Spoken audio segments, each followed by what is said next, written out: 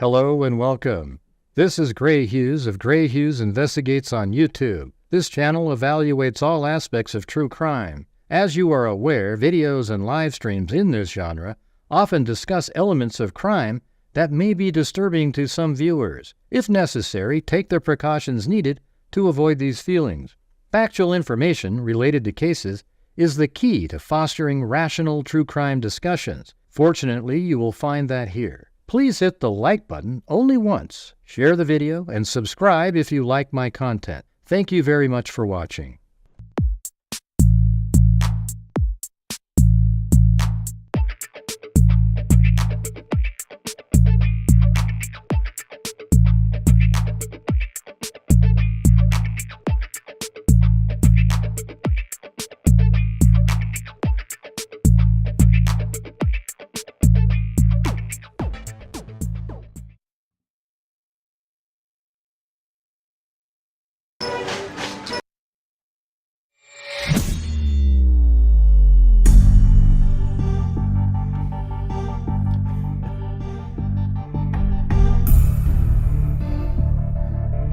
Oh, wow. What's going on, everybody? Looks like the dog camera's off, unfortunately. Oh, well. There, just a second. I gotta message Dr. Waller really quick.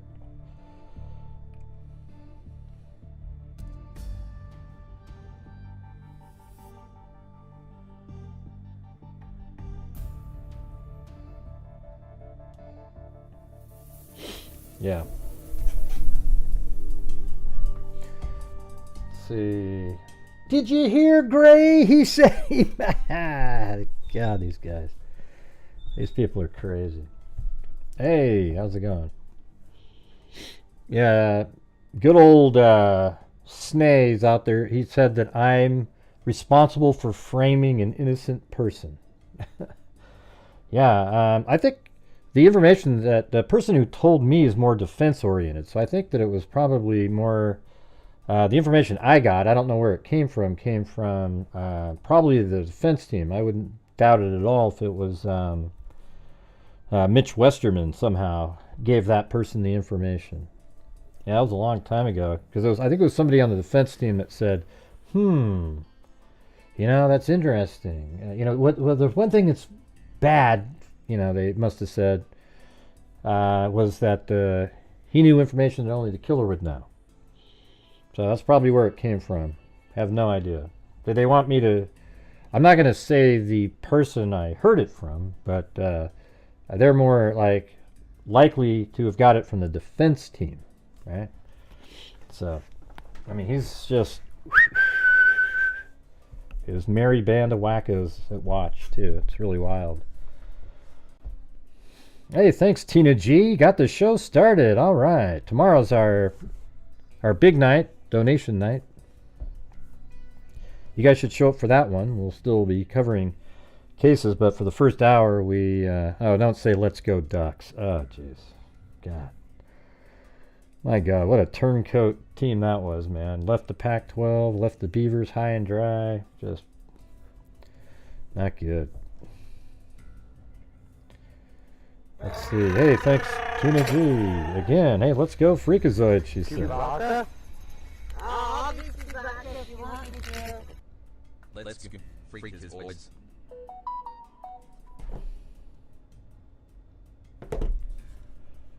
Alright.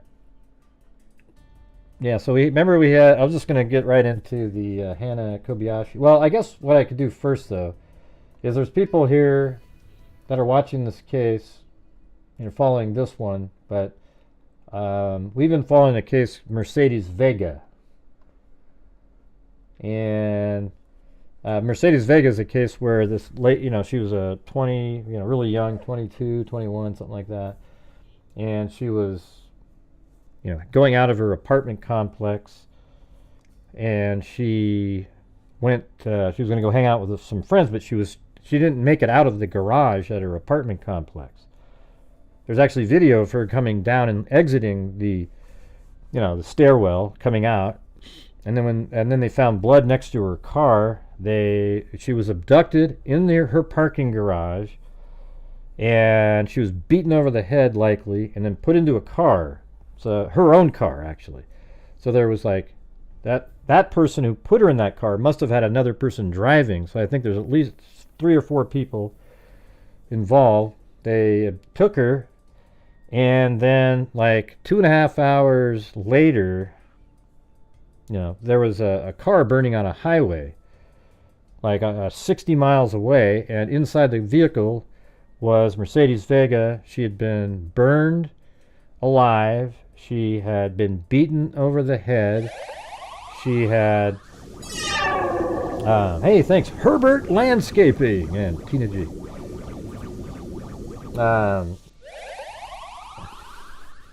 Hey, Gray. Been traveling a bit over the last week. So sorry to hear about Blue. Oh, yeah, it sucked. Yeah, Blue was great. But check this out. When she was in the back of that car, she was burned alive. She had been shot in the in the arm. I think it was the shoulder area, or upper arm actually. And then there was bleach poured down her throat, and she basically died from all of that. But she was alive while she was being burned. And then they found her car way back over, like that wasn't even her car that she was found in. And so we've been following this from the beginning. We had the parents come on and talk, and that was like a year ago.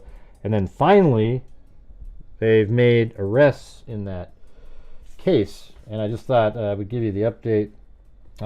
We knew about the arrests I knew about it about 2 weeks ago, and then I made a community post a few days after that. It wasn't out in the public yet. But we covered it again. So if you want to go back and watch the show that we did where we covered it, it's pretty insane. But I just want to read this part right here where it says, the man at the center of the alleged cross-country drug trafficking operation has a connection to Mercedes Vega. The victim in a brutal murder case we've been following for more than a year. The murdered woman was supposedly to testify against him. See, there you go. Boom. I mean, we already knew that, too. Cujo Young was charged with armed robbery against Vega after reportedly holding her at gunpoint and taking her belongings back in 2020. He was arrested after she picked him out in a lineup. Now we've learned Young was reportedly running an illegal drug operation, sending narcotics and fentanyl nationwide, according to revealing court documents in an Attorney General's office investigation.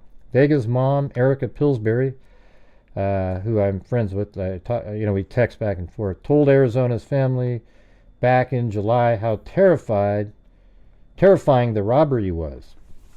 She was shaking so bad, she was so terrified, so I took her. She wanted the police to stand there until we actually drove away, Pillsbury said, through tears.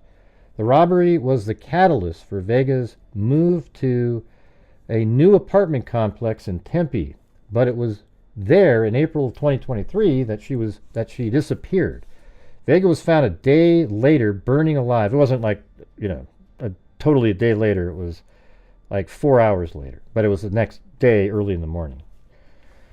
Vega was found a day later burning alive in a car off of I-10 near Tonopah. She had been shot in the arm, hit in the head, and had bleach in her throat. The case went unsolved until this month when police arrested and charged Sincere Hayes from Tennessee with her murder. Documents from the Attorney General's office show that before, during, and after Vega's death, Young was part of a drug ring investigation involving nearly a dozen defendants. He is now facing 10 counts, including money laundering, conspiracy, illegal conducting an enterprise, and misconduct with weapons, to name a few. Hey, thanks, Muddy Paws. According to state records, Young was brokering drug deals in Arizona and across country, working with different defendants, sending them with suitcases to Sky Harbor Airport to fly and deliver narcotics, namely thousands of fentanyl pills, to other cities like New York and Atlanta. I wonder how many people he's responsible for killing. Let me just get through this part, okay? I want to get an update on this part right here, okay? This other case that we've been following. Now, if you're just somebody here just for Hannah, try to expand your horizons a little bit. We have covered thousands of cases over here. Every case deserves, the same respect as the other ones. Police intercepted his calls and text messages and monitored him to build their case. Court records revealed the extent of the investigation. They showed that the DEA, Tempe PD, Phoenix PD, Mesa PD, Homeland Security, and Salt River PD were all involved. Other defendants in the drug case have taken plea deals. While Young is believed to be the ringleader, documents show the state has not offered him a plea deal in this case because he has other criminal cases pending trial. He just had a status hearing in the drug ring case.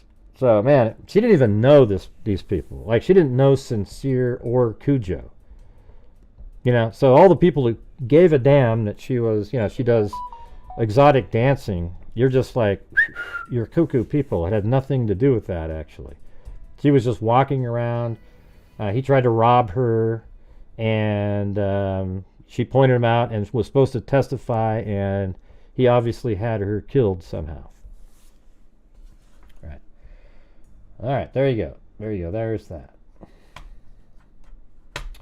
So now we're switching over to Hannah. All right, Hannah Kobayashi. But hopefully you guys got something out of that update right there. Pretty crazy.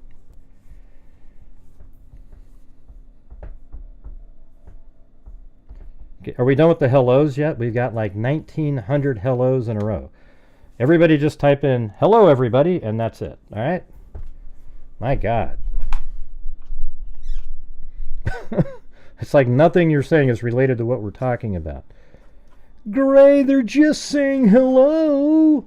My God, if everybody had to say hello to everybody, you'd have 257 people saying hello to 250, 300 people. It'd be brutal to have to give that a shot.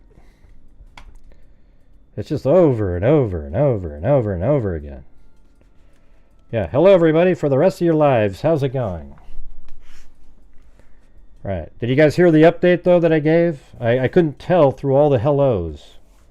And I'm just kidding. I don't care if you guys say hello, but maybe you could try to just be like, hello everybody.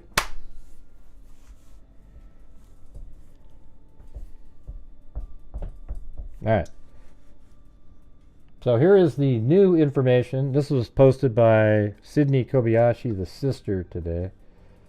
It wasn't too long ago, maybe an hour and a half ago, 2 hours, something like that. Hey, thank you, Lillian. Guess she kind of disappeared for a while there. Appreciate that. Thank you. All right, here we go. So this is their kind of updated timeline. Friday, November 8th, 9:53 p.m. landed at LAX. Missed her connecting flight, which left at 11. Let's see. And then it says stayed overnight at LAX. So there you go. I mean, on the 8th, she stayed overnight. Then Saturday on the 9th, 12 to 3, she's seen at the Grove, specifically at Tashin Books, charging her phone. The photo taken by Hannah and sent to Aunt at 2:43 from the bookstore. She's spotted back at the LAX again. It's kind of like her home base. And then Sunday, November 10th, at 3:40 p.m., seen at the Grove again. Captured on video outside at LeBron James event, evening. Believed to have returned to LAX on the 10th. So it's like every day she goes back there. Then finally, her suitcase got brought back to the hotel. That's all she was waiting for, everybody. Then at 5 p.m., she's spotted talking to a ticket agent. We don't know what she said to that person. Hannah boards LAX Metro C line at Aviation Center Station at 9:04. She transferred trains at the Rosa Parks Station. It is confirmed she was accompanied by an unknown individual for the duration of her time on the Metro. At 10:03 p.m., she's seen on video footage departing the Metro Pico station with an unknown individual. So that was on the 11th. Now this is the new stuff. Look at it.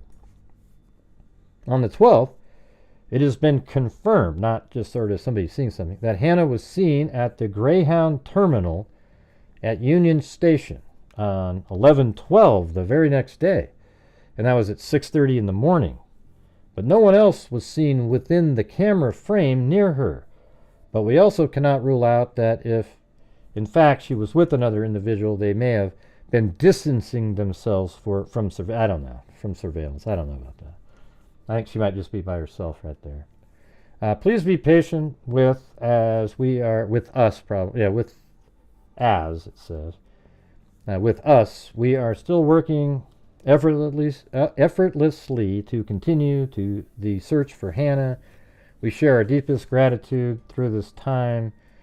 We will not stop until we find her. Remember that? You know what's interesting about that is didn't early on she said that she wanted to maybe get a bus and go out to the redwood forest. That was my first guess when we were doing the case at the beginning, was that she took a bus all the way to Northern California to the Redwood National Forest, or whatever the hell it is. Wouldn't that be crazy? And she's just off the grid, doesn't even know that there's this massive search for her, and people of like mind aren't really dialed into the internet. You know, I don't know. But hey guys, don't be shy. If you want to help support the Gry Hughes Investigates YouTube channel, I'd appreciate it. Maybe become channel members, etc. That would be good. Hey, Jeremy, how about I just do whatever the hell I want on my show, okay? I'm not interested in your opinion at all. So if you make another comment like that, I'll be removing you from the channel permanently. Let's see. Does the cops... Because anybody who makes comments like that is somebody that'll never turn out well. They think they have the the right to just start telling the channel owner how to do something. I always make fun of people saying hello. It happens all the time. I don't care if you say hello. It's just like, you know, it's funny to me when there's 47 pages worth.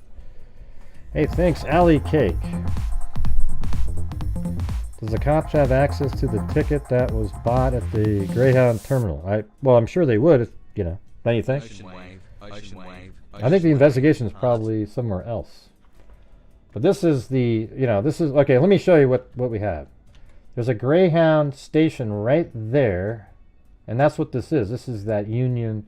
But then there's also a GreyHound right here. So I don't know. I think it's probably going to be this one though.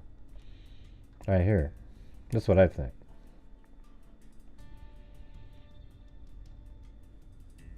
Hey, look at it. It's Jake with State Farm is in here. It's weird. Yeah, so I don't know if that's it looks like a metro bus, but maybe this is also a place where GreyHound comes in.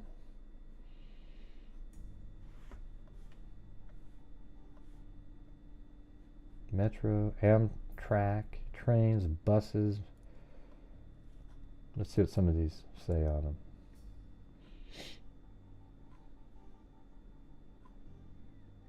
Let's see what.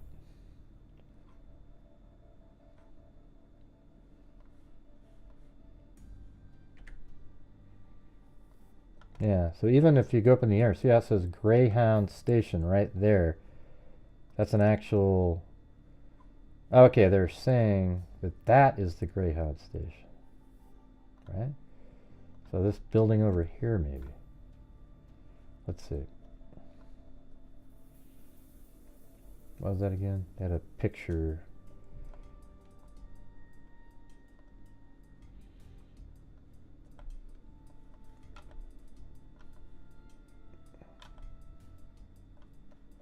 Let me look at that picture one more time.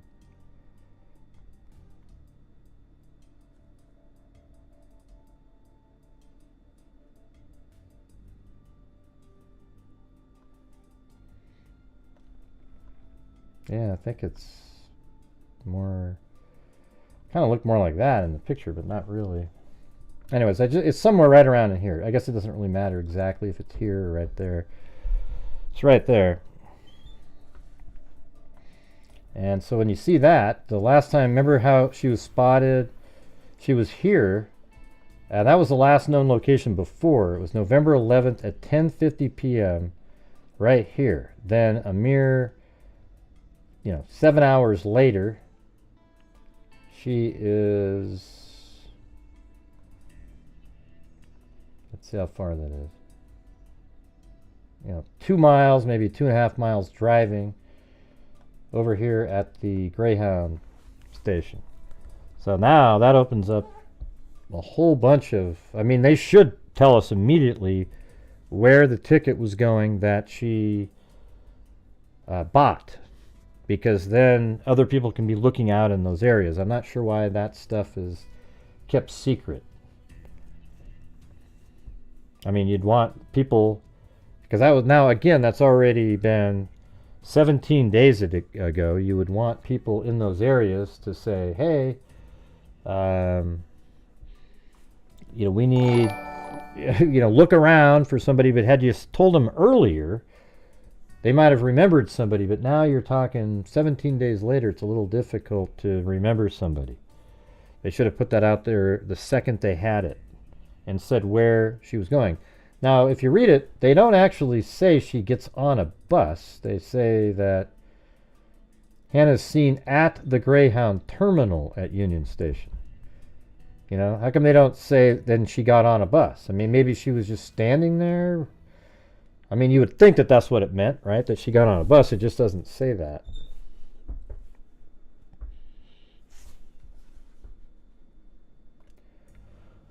So it's kind of interesting because that's similar to what my original theory was, is that, let's go read through those things again, those documents. It's like these ones right here. I got hacked. Hacked by who? Stripped of my identity. I can't fly. Wait, what? How did you get to LA from Maui? Some weird shit, babe. Explain, so I can try to help. I can't go to the police. Well, nobody asked you to go to the police. They said... Anyways, explain to me so that I can try to be of help to you. I got tricked pretty much into giving away all my funds for someone I thought I loved.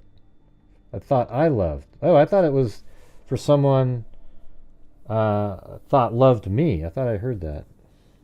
That's weird how that... For someone I thought I loved. I've been on the streets. I just know I need to visit the redwoods. It's been really scary. Hold on, I'm going to call you. And then there was an actual phone call. This is all on the 11th. So just keep in mind, all of these texts here are from the 11th. I have a little left. Do you have any money? I have a little left. I want to just, there it is. I just want to get a bus or whatever straight to the redwoods. Boom. See, that is what I remember on the first show that we did. I go, oh man, I bet that's where she went. I bet she got on a bus and headed up to Northern California. Just way up here, and went to the Redwood Forest. And it's somewhere, that's what my first guess was, a long time ago. All the way up here into the Redwood Forest. So now it's interesting to see that she was at a GreyHound bus station. Let's see what it looks like in here. Get on one of these roads. Oh, that's just a trail. Jeez. That's like serial killer central. My God.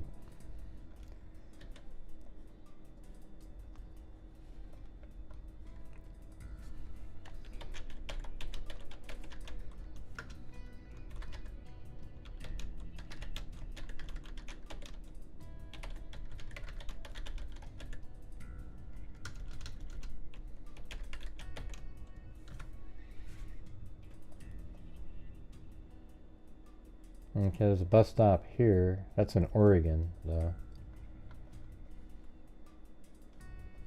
No, I guess it's not. Klamath Falls is in Oregon. Yeah, so there's like a GreyHound terminal right here. So maybe she's went to this little town and then sort of got a ride down to the Redwood Forest here.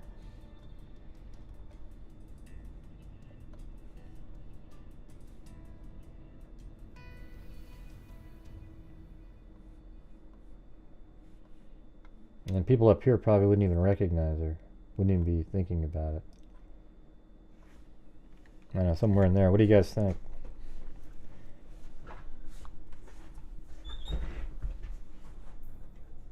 Oops.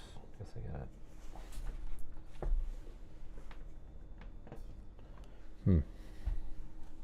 Here, hold on a second. I gotta climb underneath my table.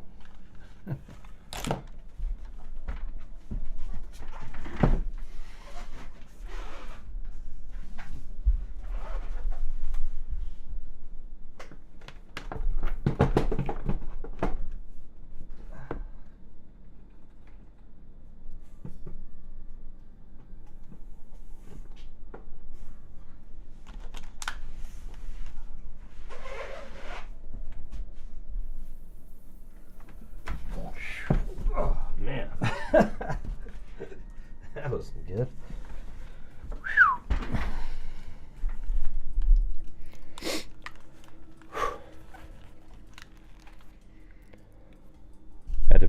This thing fell off. This electrical pack that goes on the table slides in. It kind of went like that and fell down.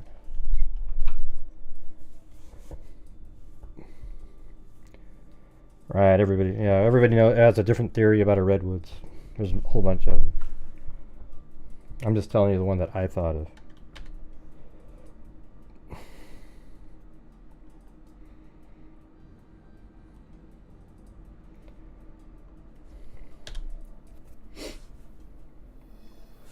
Alright, you guys, I guess I'm going to have to make my same pitch. Every single night on this channel, the freaks help support the channel. I try to raise funds on the channel to help support what I do, and also I give away a lot at the end of the month. So if you're out there and you have the ability to, I don't want anybody helping that needs the funds themselves, but if you can, that'd be great. Thanks, new Siam, I'm not sure what that means. Siam team. Right, GreyHound knows, right. We don't know.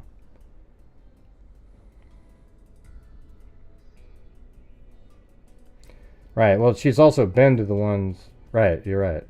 She'd been to the ones in Northern California before.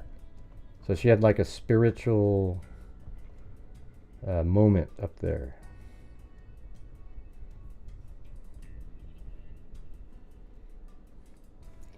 And we've got 187 likes. Can we get more likes in here, please? Just amazing. All right. I'll hit the like button if I want to, Gray. I know, but I'm asking you if you could please hit the like button. It helps me out. Okay? I mean, I know you might not want to help me out, but if you could, that'd be great. Yeah. I'm not sure what the weather's like in the redwood forest. It's definitely cold up there.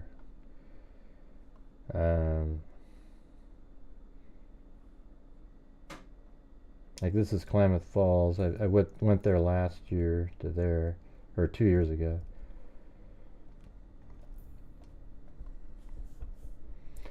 Well, Alley Cake threw me in prison. Oh well, here we go. I just got tossed in prison by Alley Cake. I don't know why, but I'm in there now. Darn it. We're completely... I need to get bailed out now.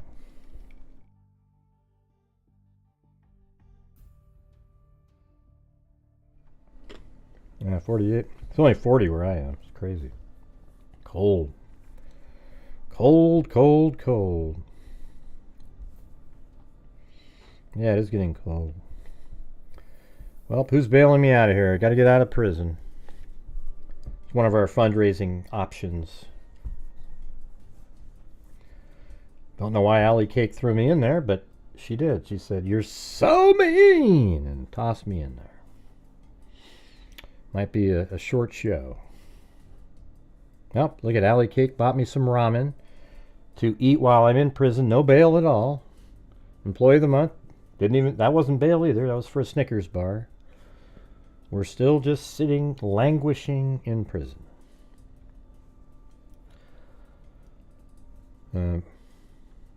I think I'm going to open up the line so people can call in now, but we'll go over the whole timeline again that was out on that Excel spreadsheet. I don't know if they've added to it, but I'm not sure why they would hide something like that, like make it private.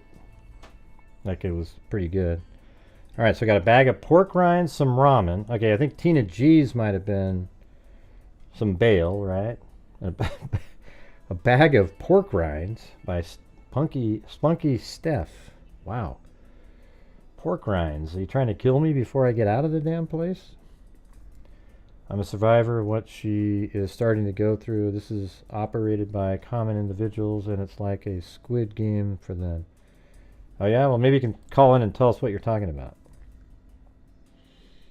Let's continue Hannah's journey. Keep at it, great. Yeah, I'm gonna keep covering it. Yeah, for sure. Just trying to get. We just need more information. I mean, like today, that was a great piece of information. Now we know it's likely she's not in L.A. anymore. I would think. Well, we also don't know this. Did she get on the phone? Thanks for the soda.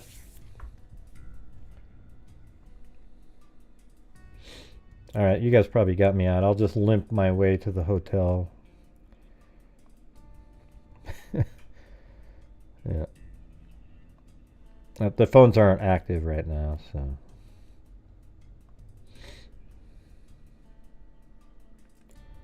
Hey, thanks Tina G again. Wow, there you go. I'll have a meal at a restaurant. I'm eating spinach dip and sourdough. Well, better than what I was eating. Better than what I was eating.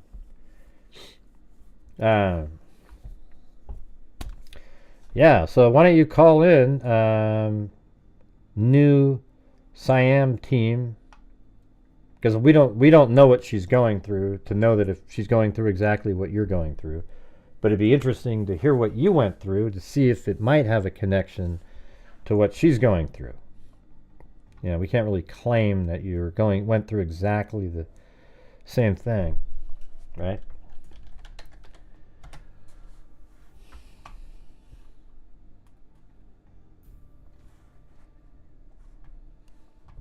So let's put it on there.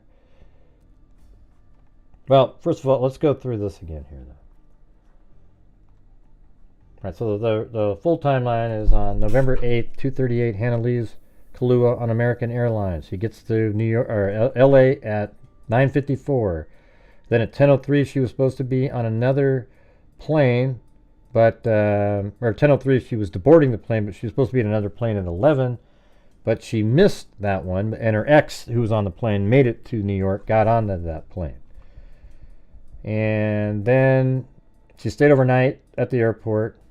Then on November 9th, she's seen by employees at the Grove Tashin bookstore. 2:43, Hannah takes a photo from the bookstore and sends it to her aunt.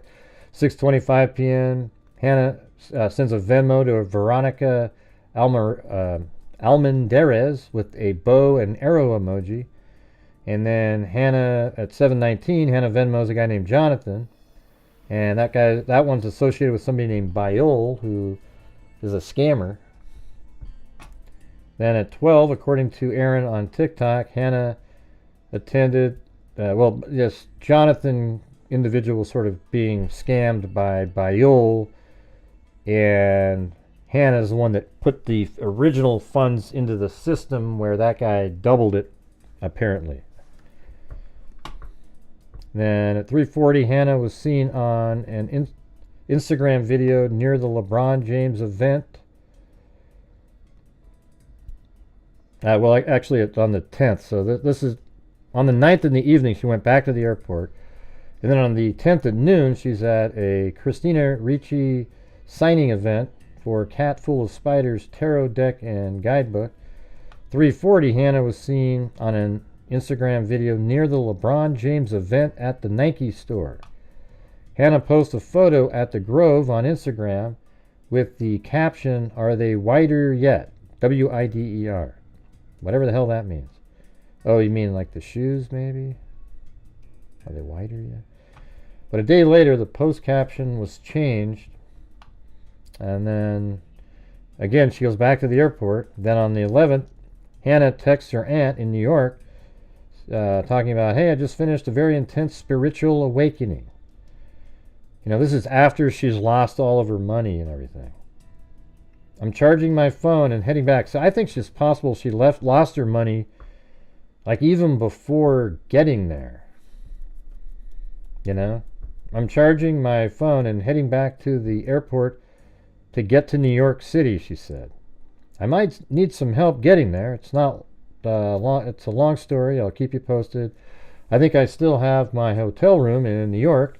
I must see Tycho and you. I'm gonna see what I can do. Love you. Sorry for the craziness. Was definitely intercepted. Hotel room is still active. Feel free to come meet me, but I understand if you can't. I'll keep you posted. Hopefully, I can get away there. I can get away there with I can get away there with my reservation issue. Hopefully, she can get there with the reservation issue. Because I guess there's an issue with getting another reservation on a plane. Like all the planes are booked, maybe. I mean, I don't know. The Sun reports that Hannah's aunt Laurie said she spoke to Hannah, and that's when we were like, Hannah, what is going on? Are you okay? What's happening? Then we spoke on the phone. She sounded paranoid. I said, are you with people? She said yes, but it was vague. I said, do you feel safe? She said, I think so. She said she was going back to LAX to see if she could reschedule her flight and talk to American Airlines. And she did do that. She went to the American Airlines counter. Then Hannah is seen on footage retrieving her purple roller luggage from the downstairs baggage claim. So what that means is all those other days she was just waiting for her luggage to get back, because as soon as she got her luggage, she really hasn't been seen at all other than at these different places on that same night, and then on the 12th early in the morning with their bag getting onto maybe a Greyhound bus. The hell is a gigawatt, Jim? Then at 5:48, Hannah texts her roommate at 5:48, I got hijacked, stripped of my identity. I can't fly. Some weird shit, babe. I can't go to the police. I got tricked pretty much into giving away all my funds for someone I thought I loved. It's weird, in my head I thought she said, I thought he loved me. I've been on the streets. I just know I need to in the Redwoods. So it doesn't really, it says I need to in, I think it's probably like need to be in the Redwoods. It's been really scary. I have little money left. I want to just get a bus or whatever straight to the Redwoods. See, there you go. Gonna look for work. And I think she's gonna go to the Redwoods, get a job over there, you know. But I haven't slept well for days. Please keep this to yourself, though, because I don't want anybody, looking for me or anything like that. So she might actually think at this moment that her aunt's going to keep it discreet and there's nobody looking for her. I'm at LAX. I might go to a homeless shelter. I literally can't go home, love. See, the thing is, nobody was really even looking for her until the 11th and the 12th. So she was already on a bus, and she might be somewhere where she's not aware. I mean, honestly, I think this is possible. That she's somewhere where she's not aware of all the people looking for her. Because this isn't like we're true crime people on the internet. It's kind of big, like on the internet, but it's not big to the world at large. Like people living in Southern Oregon really aren't following it, True crime people do. And so we always think that cases are much bigger than they are. Like, for example, the Delphi case, that's pretty big, right? Wouldn't you think that was a big case? But I talked to people, almost all my friends, everybody I talked to, until I told them about it, they'd never heard of it. And we all do because we're in the true crime world. So it's possible she doesn't have even a clue. Anyways, it says, this is way beyond me, and then it gets weird down here. I'm at LAX. I might go to a homeless shelter. Maybe she's going to stay overnight that night at a homeless shelter. Maybe that's exactly what she did on the 11th at night. And then in the morning, she gets up and she's at the bus stop. I literally can't go home, love. I have my ID and my passport. It's really a long story, hon. Something embarrassing. That's why she doesn't want to explain it. I have stuff of value. Not sure why I mentioned that. I just need to rest, and I'll think better. But it's very complicated. Matrix world, underworld shit, girl. This is way beyond me. I was not catfished. But no, and then she said, were you catfished? She said, no, I wasn't catfished. No, we met. They met. It wasn't online or something. It was kind of, wasn't sure what that actually meant, but I can't explain all of it. Just please be open with this, please. Deep hackers wiped my identity, stole all my funds that I have had me mind F since Friday. I'm just really scared, love, and in the Redwoods is calling me. And I know I'm meant to be there. I'm being guided there, like you have before. I risk my freedom if this goes wrong. So now I feel more sort of vindicated on my original theory about going to the Redwoods. Because now when you think about her, she's at a bus stop, and look how many times she mentioned this stuff.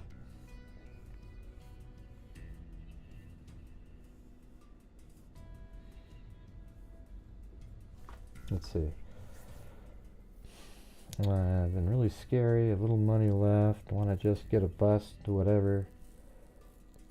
Welcome, Courtney D. But I haven't slept well for days. Please keep this to yourself for now and be discreet. I'm at LAX. Might go to some homeless shelter. I literally can't go home, love. I have my ID and my passport. It's really a long story, hon. I have stuff of value. I just need to rest. I'll think better, but it's very complicated. Matrix world, underworld shit, girl. This is way beyond me. I was not catfish. No, we met. I can't explain it. Where's the part where she says you feel safe? Because there's a couple of times where she says something similar. She said, do you feel safe? I think so. But then she says something else. If this goes wrong... Oh, there it is right here. Right down at the bottom here it says, I'm being guided there like you have. So she's being guided to the Redwoods. She says, I risk my freedom if this goes wrong for me, hun. So I was actually thinking that it's like a cult up in Northern California near the Redwood Forest. Like if this goes wrong, if it's not what I thought it was, because cults will just, they kind of lock you in, man. You can't get the hell out of there. Hey, double play dog dude. Do they know whether hold on, I can click on it. Do they know anything more about the person she was supposedly with in the video? Well, they haven't said anything. If they do, you guys would have been the first to know.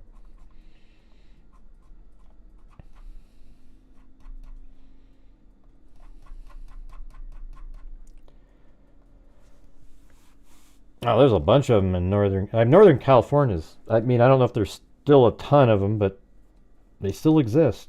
It's crazy. Yeah. People who are sort of... She seems like... By the way, doesn't she seem like the perfect person to join a cult?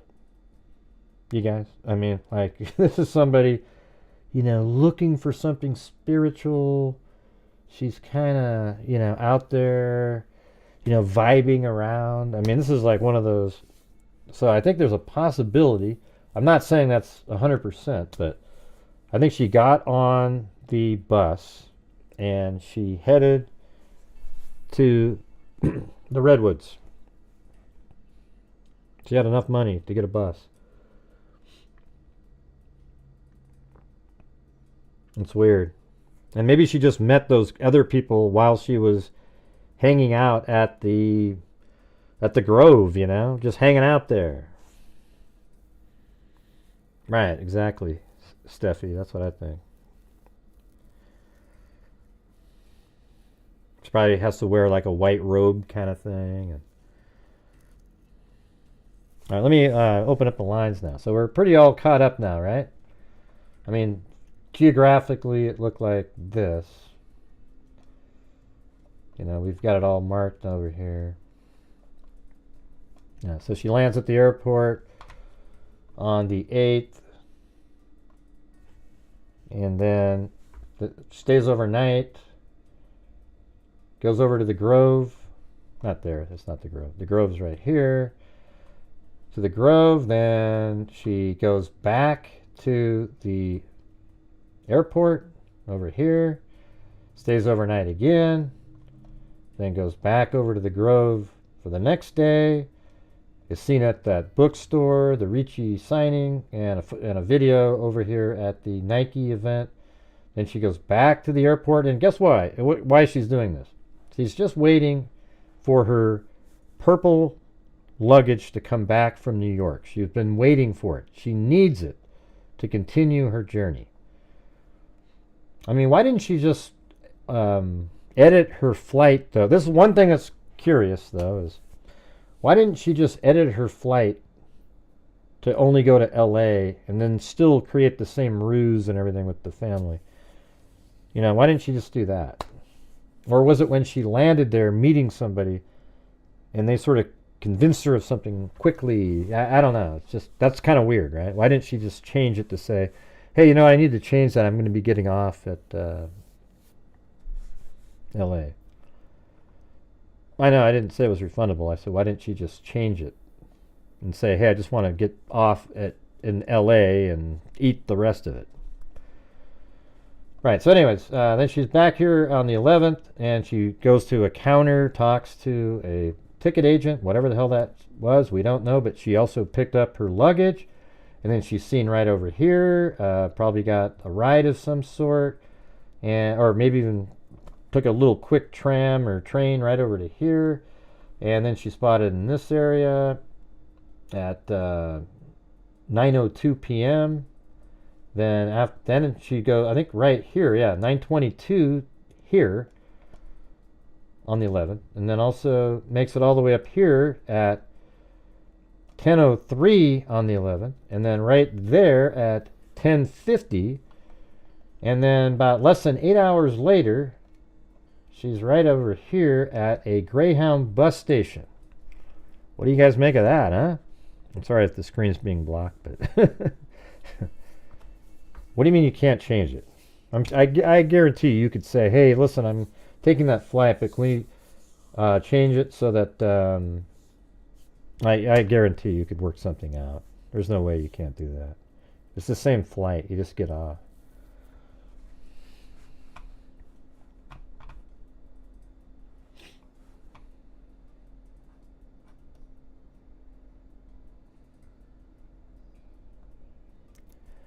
All right, so call in if you guys have any thoughts on this. I would like to talk to, forgot her name up there. Let's see, it was New Siam Team. I'm a survivor of what she's starting go through. This is operated by common individuals, and it's like a Squid Game to them. All right, so maybe you can tell me what you're referring to.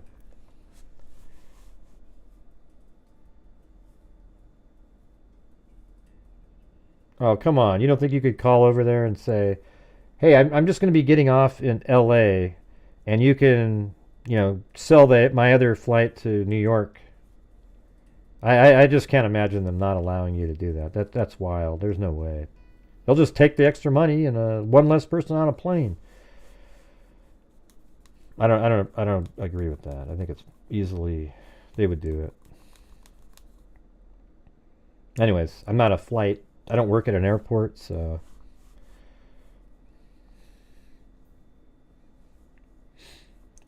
Call in, Siam. Let's hear. Okay, well, I know you're just saying, but people in the chat don't agree. So you might be right. Don't know. Gray had a good point last night. She was in contact. Right, I just said that 2 minutes ago, too.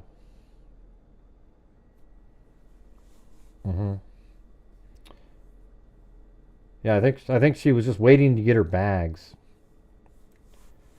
Her one bag, anyways. And then she was going to continue on whatever journey she intended to do. I mean, this is all intentional, I think. You just have these other things involved, like how did she lose her money? Was it that scammer that was, starts with a B?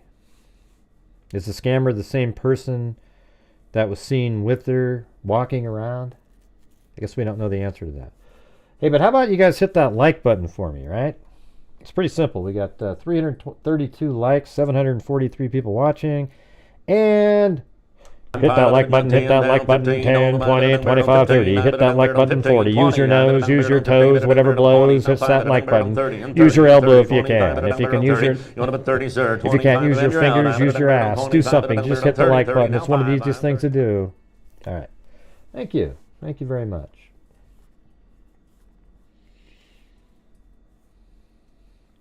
Why are we looking for her if it's intentional? Well, because they're looking for her. She's missing. You know, I think she left on her own. But they're looking for her. What kind of a weird question is that? Jesus. I've changed flights at my connections. That's simply not true that you can't. Well, maybe some people... I could imagine some airlines are kind of tough. So we'd go like, well, you can't do that. You know, I don't know, but I mean, I don't know. Maybe Real Plant Diaries had some samples where it didn't really work.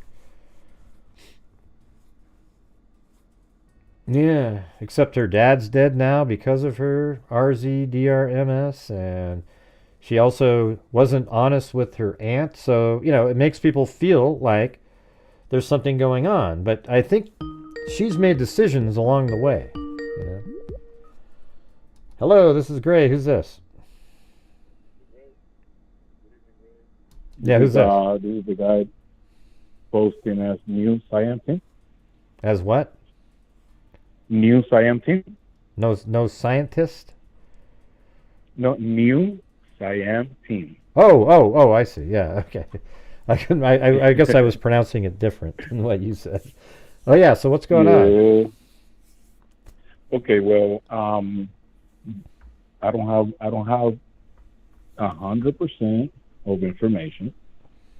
Now, all of what I know is, number one, most of the cases of people going outrage in airlines, most of those cases have one thing in common. And it's can you hear me?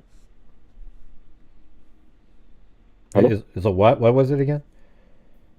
Okay, so all of the cases that we've seen on the airlines going crazy, like the lady that said that all those people were not real in the plane and she got taken out of the plane. Oh yeah. We have many cases of that. Okay, this has been going on since around 2020, 2021. I don't know what criteria are people meeting to be targeted like this, but they all have the same, they have a common denominator that I haven't been able to solve for it. The only way that I'm here standing, walking, breathing is because I've been relaxed. I have not let anything, I have not believed anything that has been told to me or anything, and I've been very relaxed. I had a flight to Thailand, and the whole way to Thailand, I was being harassed in the plane and everything, but I just remained relaxed. I didn't do anything. I continued on. Now I got stuck in Thailand for 4 months. And I met people that was in the same situation over there. They were not able to get out of Thailand. I was able to.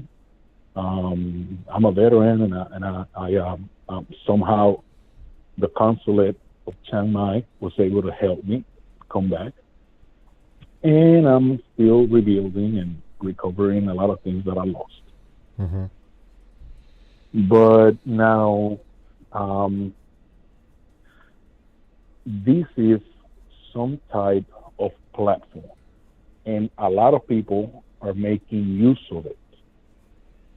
The thing is that the victims of this, they say things that put them right into the category of mentally ill. Yeah, sounds like it. So it's not taken serious. Hannah is being, and I'm gonna tell you something. I'm going to provide as much as I can for this case because this is going to be the case of the century if anything comes to light. Her father, her father is a prime example of what these people look for. These people try to make you take the jump. That's how they call it. And if he would have survived that, when this is widely spread in Southeast Asia. This is not. If you go to the Bangkok Post, take all this information because God knows what I'm not done with this. I continue. I'm still being harassed. The only thing is that the difference between me and the people that have off themselves, taking the plunge, how they call it many names. The only difference is that I'm not running scared. I'm just taking it. Because these people cannot break a rule. They cannot touch you. They have to guide you. Yeah, but what are they doing? Like, what are you doing? Like, what were they doing outwardly to you that you felt a certain way? Like later on, when you were in Thailand, I mean, whatever they were doing. Oh man! Oh no! Yeah. No. Over there is blown. Over there is blown. Oh, you get there. You get to the airport. You're on the plane. The person behind you, they make arrangements. The person behind you is touching your seat, pushing you, kicking you. When you look back to see what's going on, the person is supposed to be sleeping, And some people just jump and start punching him or doing something. I just remained calm because I knew something was deeper. Well, how'd you get stuck in Thailand though? What happened when you got there? Man, no, this is they have a play for this. Once you get up there, then they start taking things from you and doing what they are doing to Hannah. They come around you. They make you feel like you're having this spiritual awakening. They tell you something. Somebody comes around you, an unknown person, tells you something. That person leaves. Somebody else with apparently no connection comes around you and tells you something similar. And you start falling and becoming weak because you have no idea what is going on. And guess what? If you tell somebody that, they're going to tell you, hey, look, get away from me. That's the thing that I've never... Oh, yeah. Well, it's sort of interesting because, like if you were sitting there trying to explain to people something weird like you just explained, they'd think that you had a mental problem. Like, oh, wow, look at, there's this guy. He was following me, and this other person came up, man. It was just... It's Matrix world stuff, right? And then all of a sudden, I see what you're saying. Yeah, but the thing is, I slowly, what I did, I said, you know what? Okay, so let's do something. Once I got to Thailand, I saw these on the plane. I got harassed. You have no idea. And they make noises too. The people who participate in this, they make noises with the nose so they can know who's in it. They make a double sniff or a double Z with the Z. The women make a noise with the Z. The men make a double whiff with the nose. And other males that are participating, they know that they all belong to it, but they don't talk to each other. They have no contact with each other. Mm-hmm. So there's no investigation that can, under the laws that we have, there's nothing that can put this together. And this is spreading. They can hack anything. They can get into your room. But what I did when I got to Thailand, I have a lot of experience, man. I'm a veteran. I was in Iraq. I conducted police operations in Iraq and everything, so I've been able to use that. Not training for this. I've been just quiet the whole time observing because they have a lot of visuals, but no content. Yeah. They can't touch you. Well, what were you doing? Why were you heading to Thailand in the first place? Well, to investigate further, man, because I started in 2020. I was not currently. I've lost a lot of things because of these people. But I was a PI, and somebody asked me for a 16-page essay on Antifa. And I started looking for information. One thing led to another. Before I knew, I was getting harassed. People passing by my house and all of that. And I said, well, whatever. That's normal. Yeah, that's to be expected. Then I noticed that some of the people that I was investigating, they had different passports. They had a American passport, and they had other passports. You know, French, German, Australian, Chinese. And I said, okay, well, what is going on? I'll go to California because something, after I submitted my essay and everything, somebody else asked me for a job, and I went to California. I did it for multiple purposes. I have family over there, and I went to see my family, and I also went to do some research. Yeah. Gray. Well, how about this? Give me like a short thing coming up. Like, give me a quick little breakdown, because I got other people that are trying to call in about it too. But okay, this is a platform. There are common people who join online. Mm-hmm. They do get to meet over the years or whatever out of the country, out of America. They don't meet here. They take advantage. Most of them are how you call it, disabled. They get disability from the state. That's why they're able to fly over there and everything and do other things with their time. They do get paid for these, somewhere around $5,000, $6,000, depending on the proximity they have to the targets. The only thing is that I just don't know what is the criteria to fall as a target. That's the only thing. Most people are very spiritual people. That's the only thing that I've seen in common. How did you get stuck in Thailand? If you can just do that quickly, though. Like, what made you stuck there? Like, did they take something? You couldn't get your ticket, or like? Yeah, the first thing that happens with the phone. That's why she's not using her phone. Once they hack into your phone, and they throw a like a pulse to see where you're at, so it can mark your position. Your phone makes a noise. It's like a splatter noise, like a water drop noise. Mm-hmm. And so you get scared. You throw it away. And then you get tiny. You become small because a lot of people are after you. You see it and you say, okay, is it me? Is it? But I think if she just threw away her, I think if she just threw away the phone, though, it would still be pinging somewhere. She probably threw it away, or it got on that green screen. You know, when somebody else grabs it, when somebody else hacks your phone. I don't know the technical name for it, but it's very common. Yeah. It's a green border along your screen, and it's unserviceable for you, but the other person has a duplicate of what is happening there and what you're receiving, and they're able to redirect and everything. Mm-hmm. Her phone, she's not going to use her phone. She's going to try to outsmart the people around her by being discreet and saying, "Oh, my phone got wet. It probably died." She waited until it died because then they can't do anything about it. She's not going to turn it on, and she's probably oblivious of what happened to her dad. I think it's possible. Yeah, that's what I was saying. I think she's out of there too. I think she's like. No, man, I went through these. They walk with you. They hold conversations with you. They see where you eat, and they wait for you in that place, and they make you think that they can see the future. Man, it's trippy. It's trippy, and then you fall for it. And what that happens is that they unarm you completely. They might say, "Hey, you know." Some random person walks up to you and says, "Hey, guess what? I think someone's gonna come up to you later and give you $50." And then all of a sudden you're walking around, and that person seemingly isn't connected to them, and then gives them. It's more aggressive.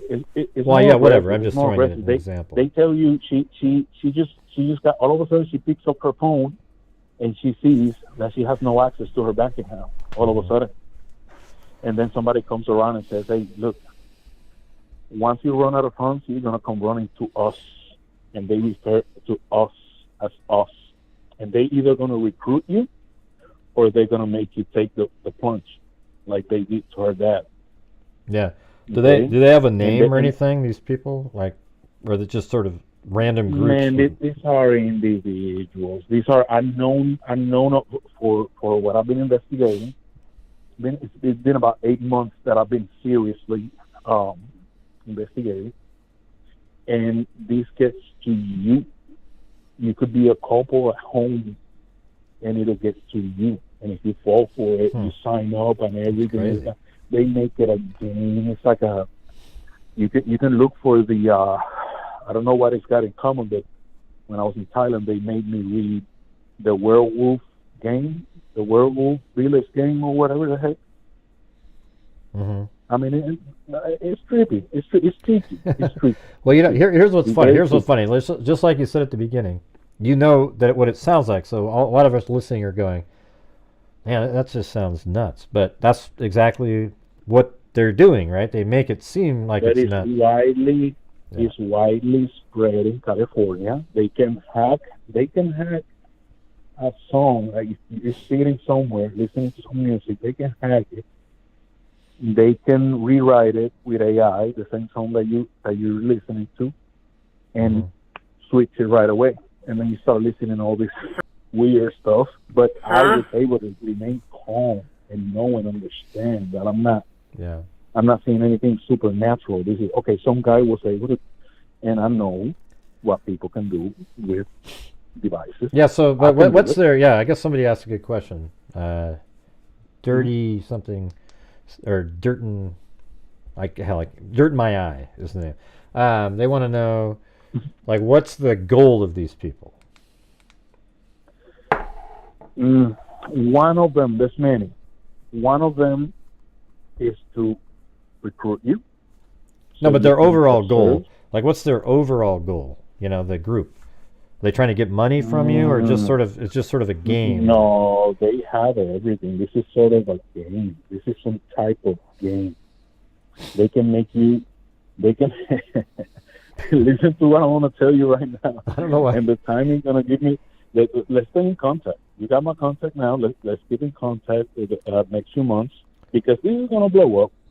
This is gonna blow up because they when people get complacent, organizations like this, they get complacent and they end up messing up.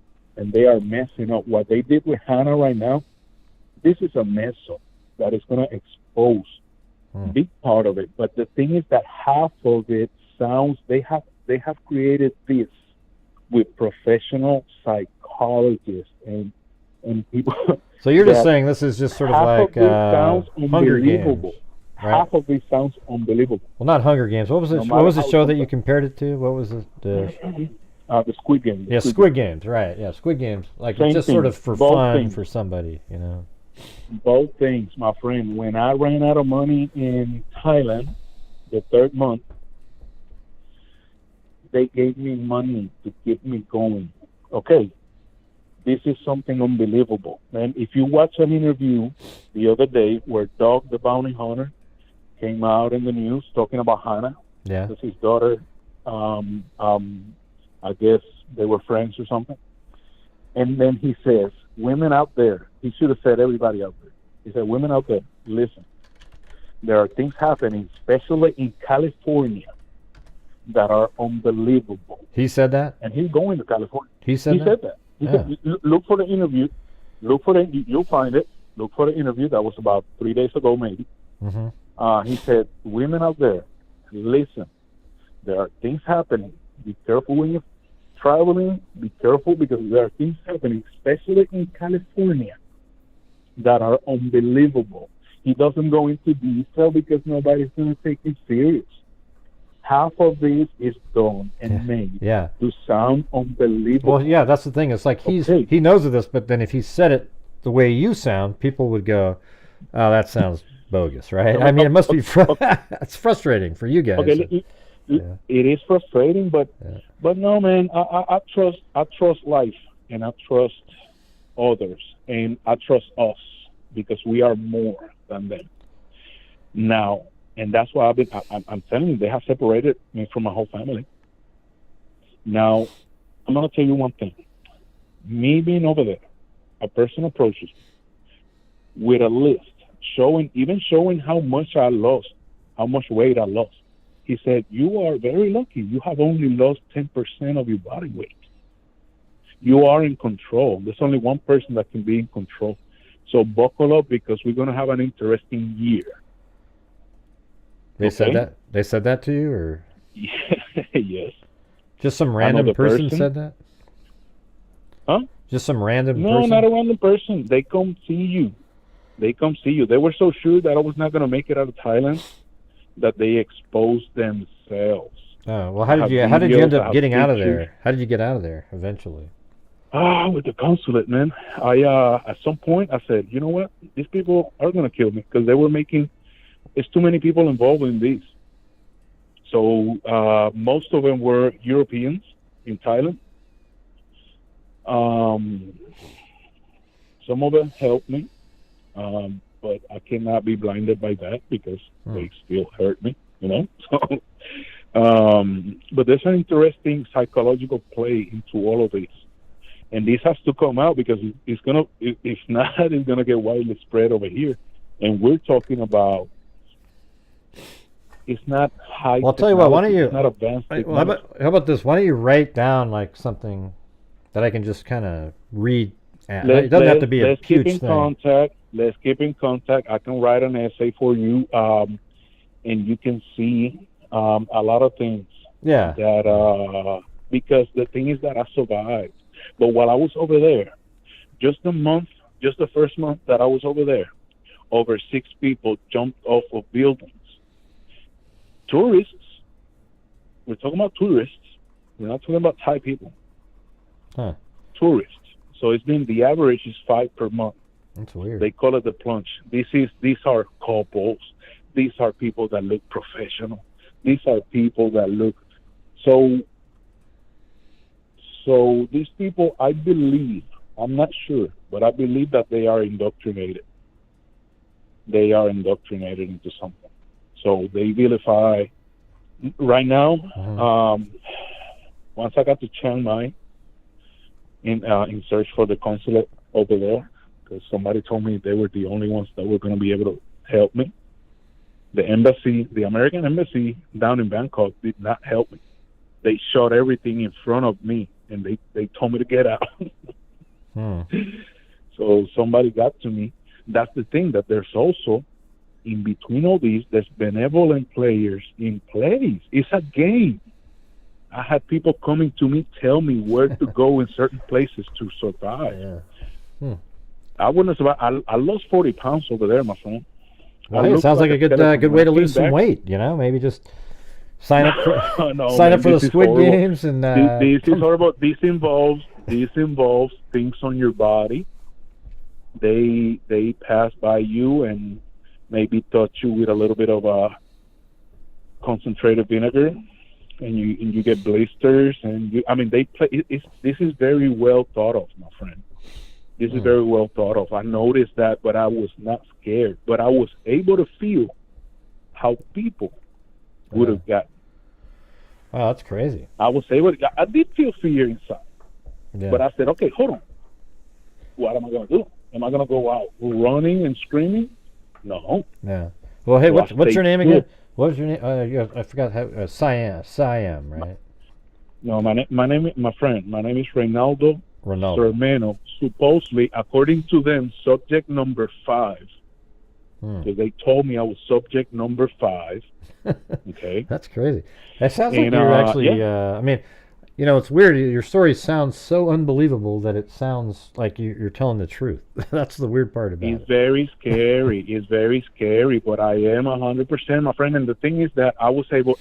Let me tell you what validates my story and my happening. Number 1, I was always looking for camera times. I was always walking out. I was always walking in front of cameras all through Bangkok, Ayutthaya, Chachuan South. I went to I went to Chiang Mai at the end. I was like, well, I'm gonna die. I'm gonna die in the best place in Thailand. And I was lucky enough that the consulate helped me out because they had no idea who I was.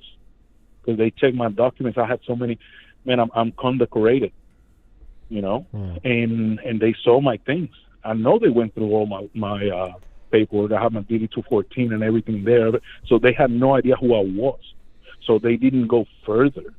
Yeah. But I know people who they send a girl, another target. They sent her after me, and I saw her doing the things that they wanted me to do days before. And I said, "Girl, stop breathing like that. Relax. Yeah. They're not gonna do anything to you." And she slapped me and she said, "What? They sent you to see how much I know?" I said, "Girl, listen. I am in your same situation. Stop." And she would hit me, spit on me. Oh my God. She had the day, because at that point I guess she had enough, and she didn't know who I was or what I was. And but okay, but here's the thing. I don't want to just keep going over the same thing. But why don't you send me something that has it all kind of written down, and I got to get these other phone calls that are coming in. But let's do this, man. But I'm telling you, we're gonna sit down and let's make something out of this, because this is very delicate, because any sudden moves and you are mentally ill, so this has to be all right. Well, write me something up to my email. My email's underneath you go to my YouTube channel. You, man. But send me an email with it kind of written out so I can kind of look at it and understand a little bit better. I got you, man. Give me a few days, okay? To sit down and make sure that I redact. It's pretty interesting, though. Nicely and be able to use the right words, because it sounds out of this world, but it is widely spread, my friend. Yeah. It is widely spread. Yeah. Well, what would say your first name again? Was it Fernand? Shit. No, I can't remember. What was your first name? I'll write it down. Because what's your first name again? I'm going to write it down. Huh? What's your first name again? Ronaldo, like the soccer player. Yeah. Okay. Ronaldo Sermano. Yeah. Okay. Got it. All right. And this is heavy. And this is very delicate. But we can do something out of this, because look what is happening to people. And she's not the only one. She's the only one known. Yeah. But she's not the only one. All right. Well, maybe it's what's going on with her, but maybe not. But your story is interesting too. So, anyways, we gotta find her. Number one, we gotta find her. Yeah. See what's she's going after the person that is with her, is calming her down and telling her, "No, this is, oh my God, I'm sorry." She's probably talking about she's being a newborn and this and that. I'm telling you, I know how they can get you. Yeah. They almost did. They almost got me. Almost like a cult, like how cult people really end. But all right. It looks like indoctrinated people. Yeah. Well, anyways, I gotta go to the other calls, but I appreciate you calling in, and make sure to send me something. All right. All right. Now we'll stay in contact, man. All right, Ronaldo. Thanks a lot. Blessings to you. Well, blessings to you too, I guess. All right. See ya. Thank you, man. Strength through these. All right. This is big. Bye. All right, man. Good night. Bye. All right. Right at the end, I was like, blessings. That's what they were saying in that thing. Well, that was Ronaldo. Yeah. Well, it sounded like what he was talking about is there's these groups of people who play these games. They're just trying to get you to do certain things. Almost like, and you know what? I wouldn't be surprised if there isn't somebody, if it's true what he's saying, that somebody would film them. It's almost like on Reddit, these, the people who get a hold of like the predators on Reddit, or other sites where they get a hold of a female and they get her to start doing stuff, and they keep controlling her based on the information. Like they take pictures and they go, hey, if you tell us this, we'll tell this person. So then they start getting you to do something, and their final goal is to get you to harm yourself at the very end and have it all filmed for them.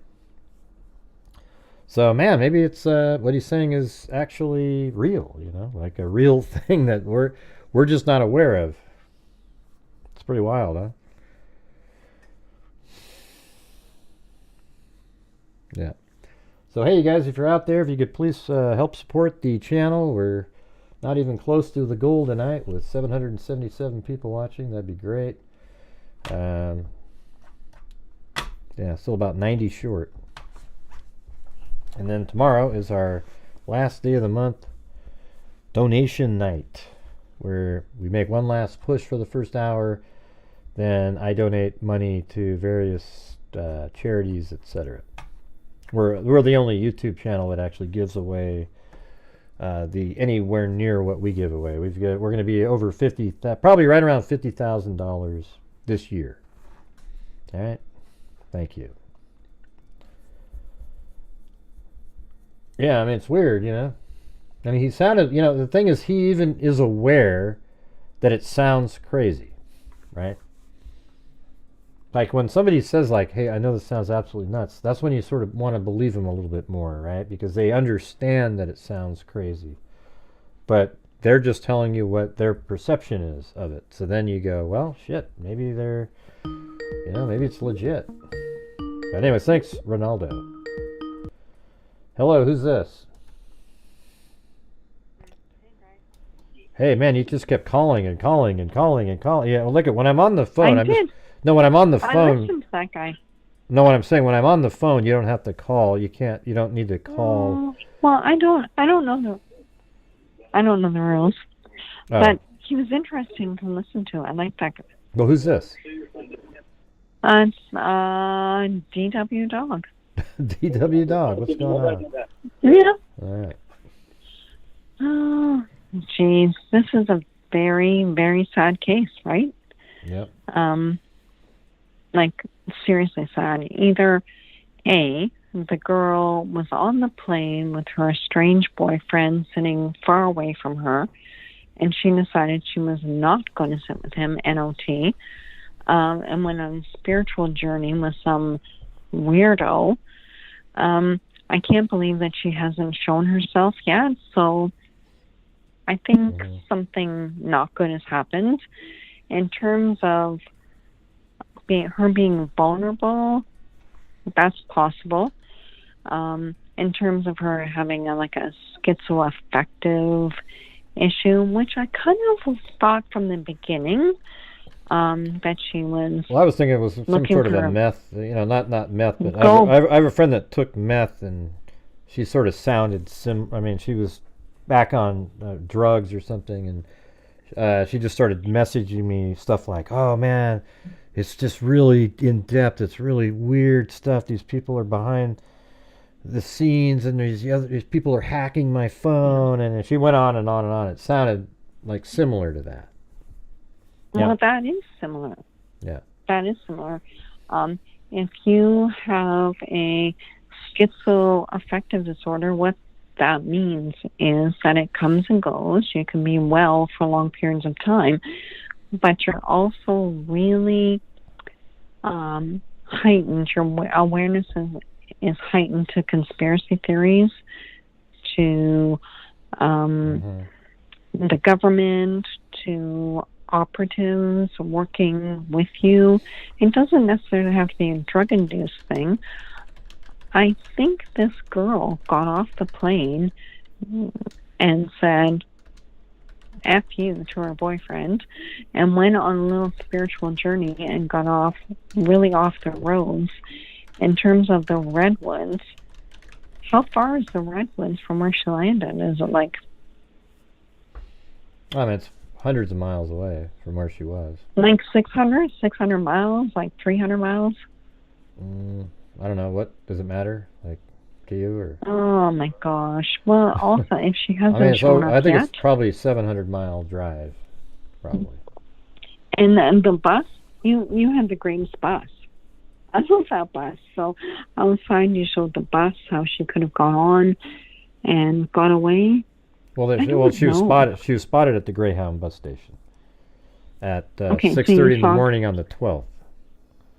So you saw her get on. I didn't see her get on anything. That was just a report by the sister. She said that she was spotted at the GreyHound terminal or whatever it was, like the GreyHound bus terminal, and right where I showed it on the screen. But we don't know if she actually. I think she probably did get on it, but they didn't say that in the article. But that's exactly what I would predicted she would have done, was got on a bus, and she probably went somewhere where people aren't paying attention to the story. She seemed to come back for her luggage. She was responsible and not disorganized with her luggage, like where it was, that she wanted it. I think she was intercepted somewhere.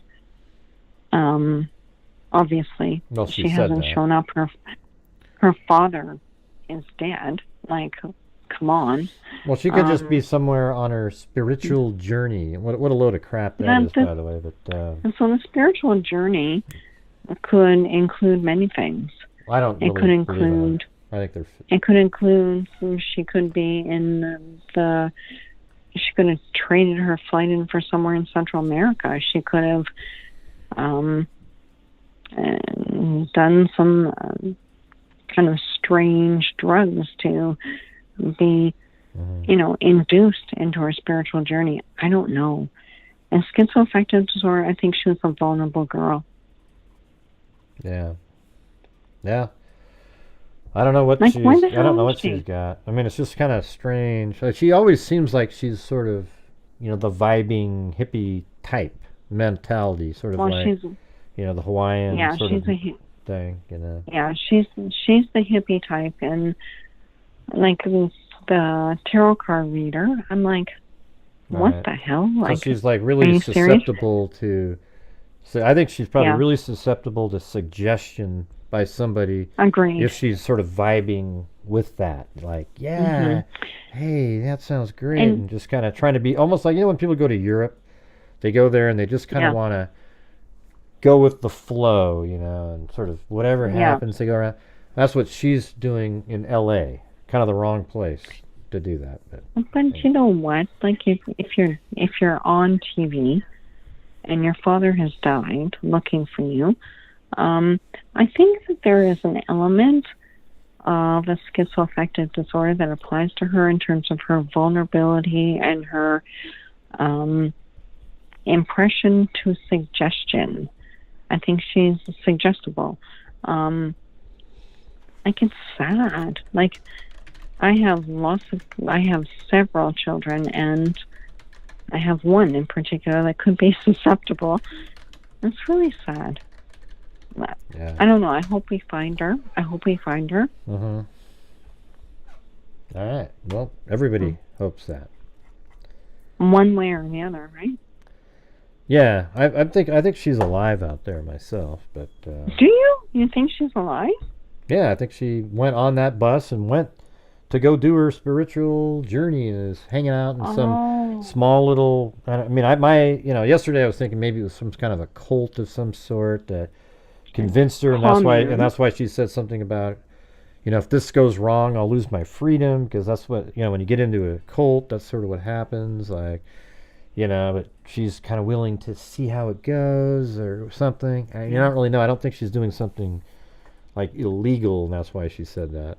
Anyway, a lot of the stuff makes me think like that. I'm just guessing, but I don't think she's doing something illegal. I think that she truly, honestly believes she's doing something good for herself, based on the boyfriend, based on the tarot card reading, that she's doing something good for her own well-being. But I think there could be some vulnerability mixed into that.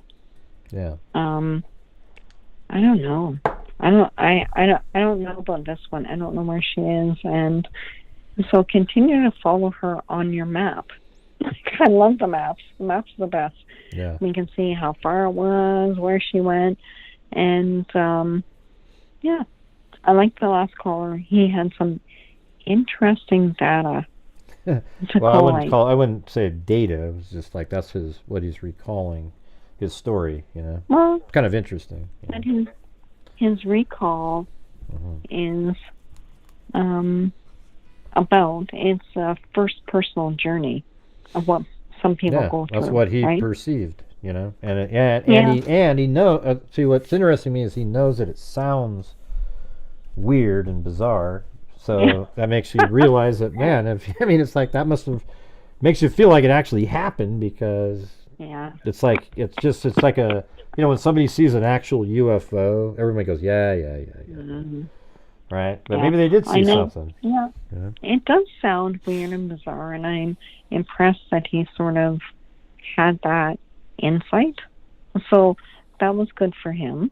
I think on the whole basic level, there is some vulnerability of people that are inspired to do some things which might not be good for them. There's a lack of judgment to say, no, that's it. No, I'm not going there. I hope that she's found, Gray. I hope you find her. I think you will. Well, I don't know. I think I'll we'll find her, here. but I mean, I think it's hard to. I was actually wondering if she came all the way up into Oregon though, because Southern Oregon and Northern California are just really sort of like perfect places for these, the sort of the spiritual journey, hanging out sort of places. Eugene, Oregon is more central. That would be even another place too.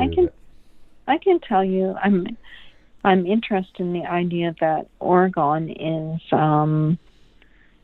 a haven or a mecca for the spiritual journey. I'm not 100% sure that she would lose track of her parents. Yeah. Even if you're on a spiritual journey, you would prefer that your family is not suffering. That would be part of the spiritual journey, right? Even if you are indoctrinated by a guru, you probably don't want your family to be crying and calling the police. And, you might say, okay, I'm cool. I'm with this crazy weirdo guy, but I'm cool. That's what concerns me, that she's not telling them.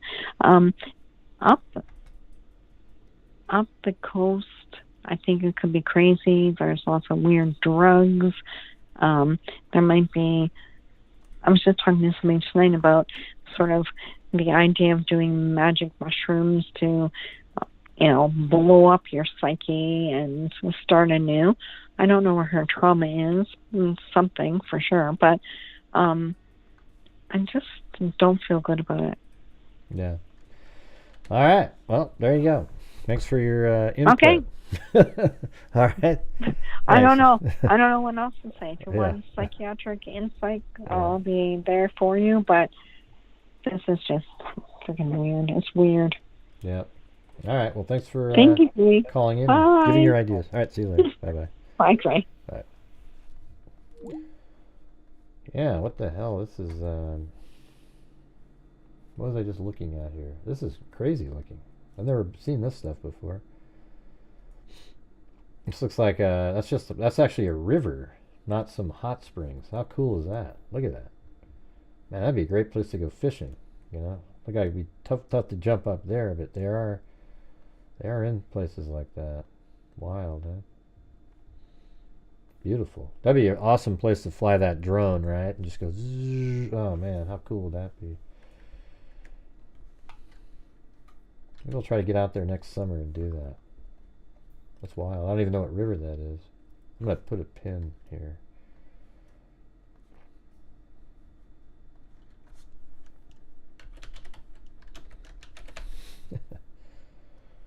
Yeah.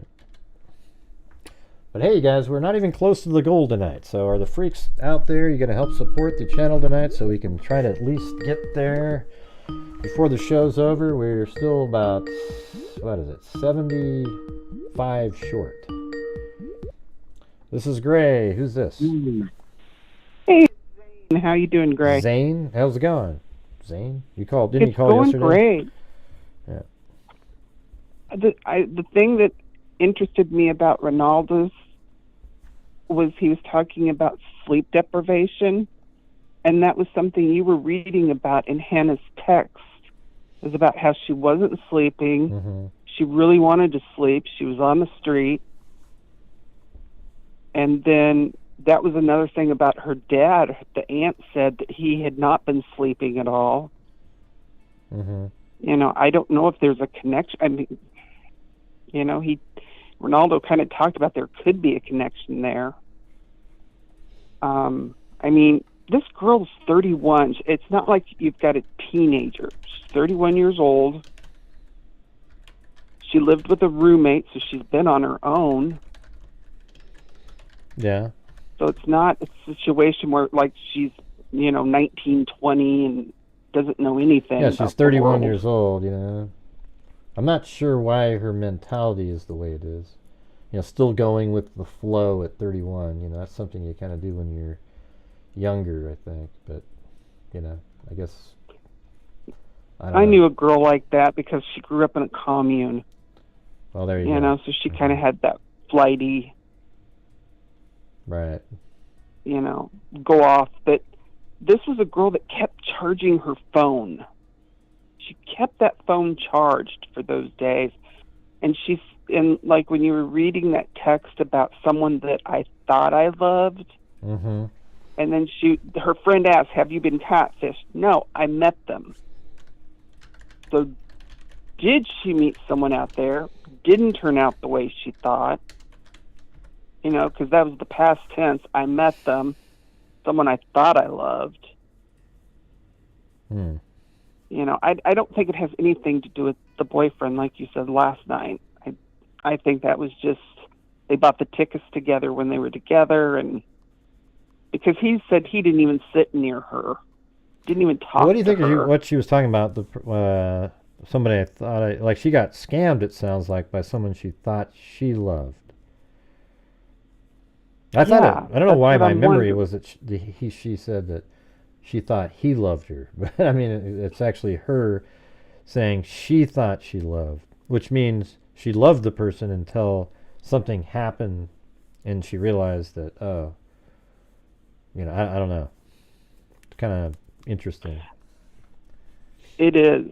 And I did try and locate, you know, the one girl that they got the Venmo payment. I think it was a girl or whoever that other person was. Mm-hmm.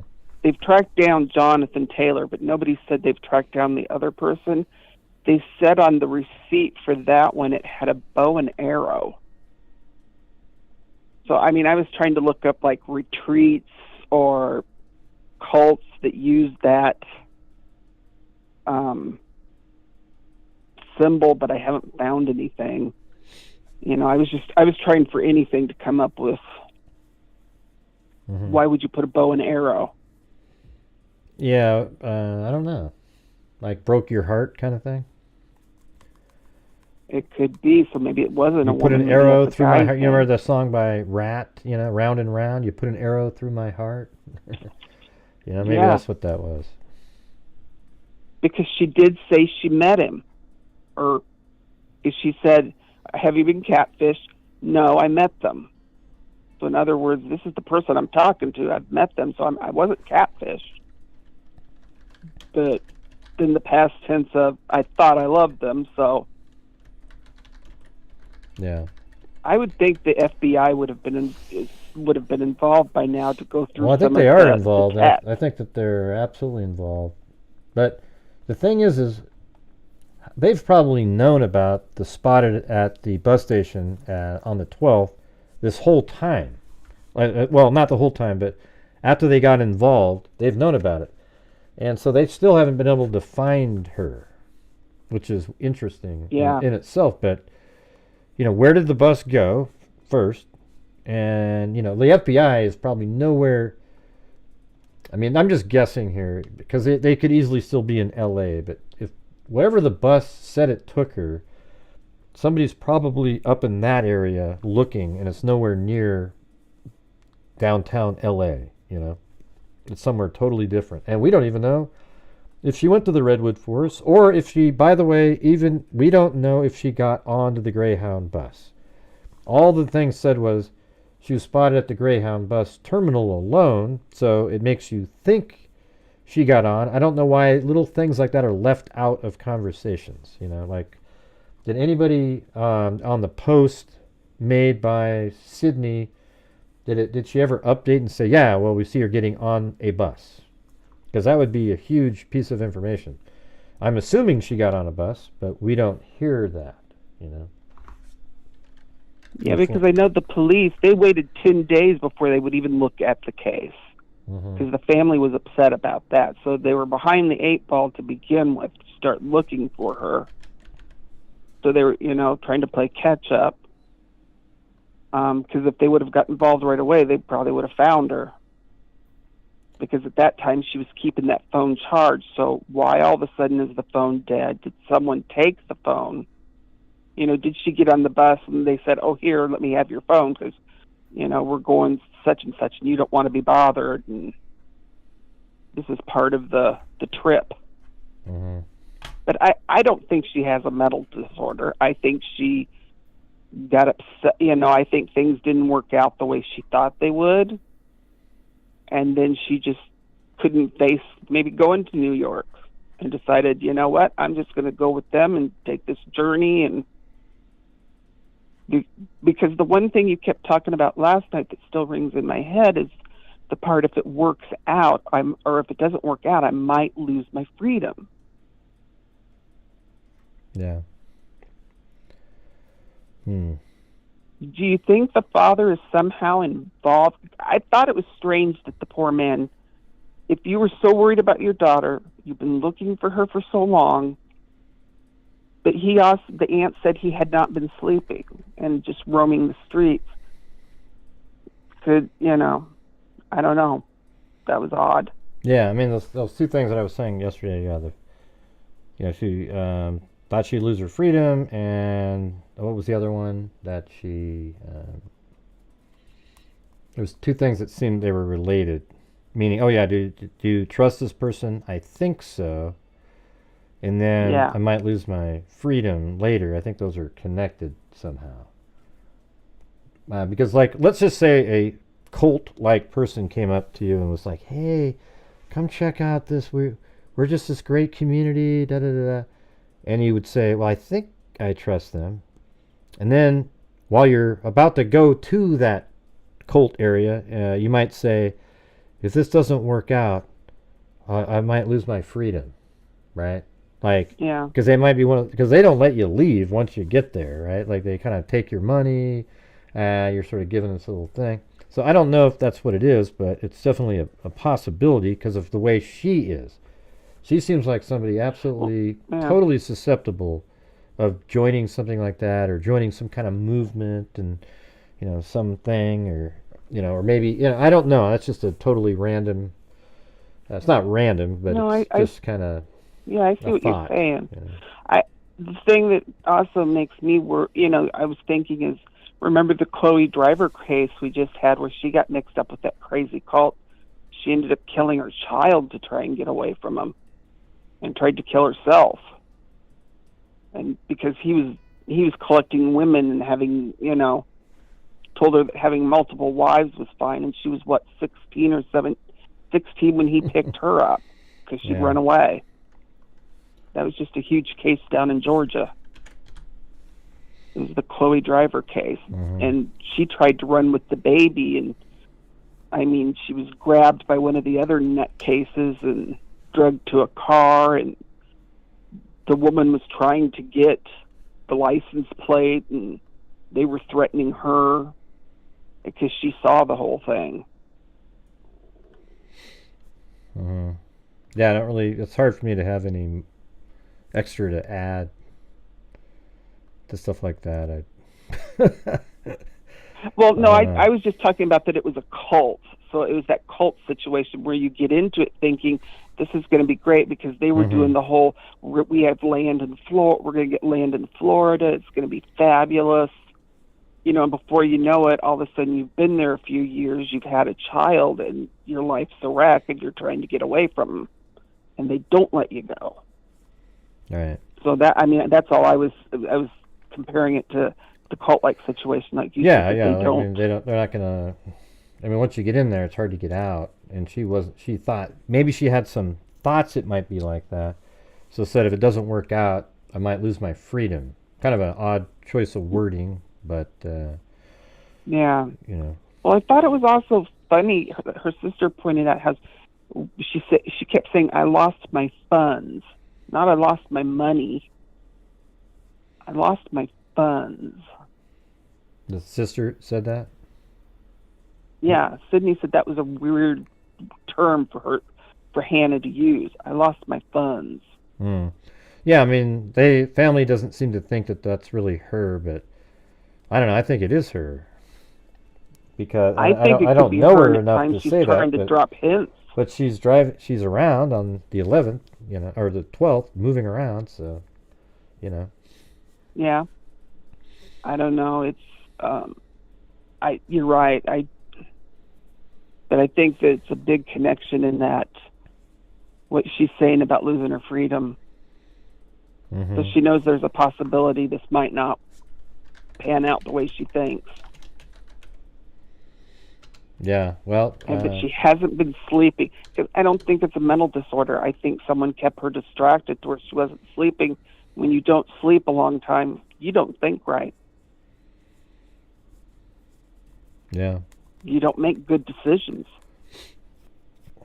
Well, it was true. great chatting with you. I don't know if that's why she... Maybe that's why she was not looking like she was feeling good, mainly because she was just really tired and hadn't slept. What do you think about that? Yeah. You think maybe she was on drugs? Oh, I think it could be, because I've done that before, where I've gone, a couple of nights you're working on something and you just don't get to sleep, and before long it's like you're punch drunk. You know what I mean? Mm-hmm. It's like people would think you were drunk and you're not. It's just you're sleep deprived. Well, she was sleep deprived, right? Maybe because she was at the airport trying to sleep. I don't know how. I don't think you. I always envy the people who can sleep on an airplane or sleep just anywhere they're at, and they're just out cold. And it's like, how in the hell do you do that, man? Man, what a skill. That's my husband. It drives me nuts. But don't you wish you could do that too, though? It's like, God, it's so... Oh, yeah. I can never sleep on a plane. I have to be watching. Me too. I have to be alert. Yeah, man, I'm like, oh my God, what's that? What's that bump? He barely gets his butt in the seat, puts his ear pods in, and I turn to look at him, and he's asleep. I tell you what, this is what I wish. I wish they provided a service on planes called Propofol. Like, I'd like to, when I get on a plane, you give me some Propofol and wake me up when we get there. If something happens to the plane, I'll never be the wiser. It'll just be... Yeah. But, why can't we do that? Why can't they show your video with when you first got your new thing that you were showing over the ocean? Because that was beautiful. That would have, No, yeah. But the thing is I hate flying. I just rather wouldn't be awake. As a matter of fact, those little things that come down from above that you put on oxygen masks? If you're at a point where you need to be putting oxygen masks on a plane, I'd rather have that be ether. I'll strap it on my face, knock me out, and then start putting a little oxygen in there, and you guys do whatever you're going to do and wake me up later. And if we don't wake up, I wasn't going through horror with whatever is happening later, but that's what I think. Yeah, I don't want to be screaming the whole way. Yeah. Yeah, I agree. I totally agree with you on that one. Yeah. But that's why with her, I don't think it's a mental disorder. I just think she was sleep deprived. She probably had circles under her eyes, so she didn't look good. Mm-hmm. And if you haven't slept, like I said, you get, how you kind of get silly and you kind of can't walk. We're talking maybe 3 days of not really sleeping well. Because in one of her texts, she said, I just want to sleep. Yeah. And she might have been too scared to go to sleep at the airport because you don't know who's walking by. Yeah. Well, that's the thing. Yeah, I can't sleep at airports, but apparently that's where she went back every single night. We don't know where she was. Isn't there surveillance footage of showing her where she stayed, or was she hanging outside? I would think so. I think if she was there every night, they would say, we have her every night at the airport. But they always write down in the timeline that they're not really aware. But see, law enforcement probably has way more information and a timeline than we do. I bet you they have her on a ton of different cameras and going here and there, and they're way ahead of what we're talking about. But at least we're, we know that maybe she got on a bus. Sydney did make the comment once or twice about how, we have to be careful with what we say. Right, like somebody you said, else. The cops are trying to keep some things quiet so that maybe they can catch up to her before something, because maybe she did get in the hands of somebody. Yeah. Yeah, maybe somebody convinced her to do something, and turns out it all went downhill after that. So maybe, they got on the bus, and maybe she thought she was going to be doing something different, more a spiritual thing, and then all of a sudden something they had other plans, and that's what's going on now. But I feel like she's still alive for some reason, though. You know, that's what I feel like. I think she is, and maybe that's why they're not saying anything. Is they're hoping if they don't say too much, they can get to her before something nefarious goes even worse. Yeah. I mean, that's Definitely what makes sense. Really interesting set of circumstances, though. That's for sure. The whole case. Well, every day it's like a little piece comes out that's like, what? Yeah. You know, so it makes you think. What's? Mm-hmm. I would think by now they would have caught up to her though if she got on the bus. I know. Well, they might know where she was supposed to go, and then you'd have to go look at. There's probably a camera on the bus, and then any place she got dropped off, they could probably see that. Yeah, the family might even know where they went next. They're just kind of giving us stuff like way later just to give the public something, right? But they probably have. Yeah. Because she said in that one interview I played yesterday that they have other information. They're not saying it yet. I don't think the bus stop was that piece of information. Well, that's kind of like with that Nikki McCain case that I was talking to you about. Mm-hmm. They never would tell us what she was wearing at the hospital the night she disappeared. I mean, that was something simple. Because they had, people were going out in search parties. If you don't tell me what this girl's wearing, what am I looking for? Right. Kind of dumb. So some information seems so simple to give. If you have the guy she was with or person she was identified with, maybe you don't want that identity out there yet. Mm-hmm. But there's other things you could give hints to keep people looking, Because if I see this as someone I think looks like her, but the person she's with, I don't know, that looks like a couple or that looks like a family, Mm-hmm. But if you put a picture out there and people are going, oh, yeah, I saw him or her, right? Yeah, they always kind of you think it would be more helpful. Yeah, they give too little out a lot of times. But all right, well, I'm going to go do some other, see if anybody Get else another is caller calling in. But I appreciate you calling in, Zane. No problem, Greg. Right? Thank you very much, Zane. All right, have a good one. All right, and also thank you so much to Kayla Marie. Then we had Guinevere Moonmist put out the prayer hands for her mom going through some struggles. And then CR gifted a membership. Then Barb Schilling, Crime Cricket gifted 5. Very kind, thank you. Then we had Kelly Silva. Then I gifted 5 memberships. Then Guinevere Moonmist with a double cat eye. And then Faza Super Babies. And I think Guinevere was before that also. So we had Kayla Marie, Stephanie, and then Guinevere. And there's Kayla Marie again, saying, if she's anything like me, she probably doesn't sleep night before a trip. Too excited. Yeah, but you think like she's really excited, just kind of hanging around on the streets? It seems like she just wants to get somewhere and then relax or something. I don't know. Also, airport wouldn't let you sleep there unless checked in. Interesting. Yeah, maybe she slept sort of like... Yeah, I'm sure there's homeless people that sleep around the airport. Maybe she was sleeping near them. I don't know, man. I don't know what the hell she was doing.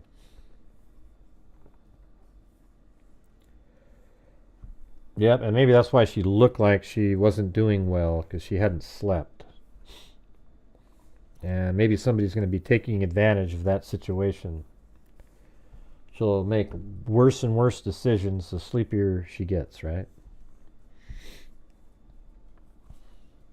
And by the way, can we hit that like button, you guys? I appreciate it.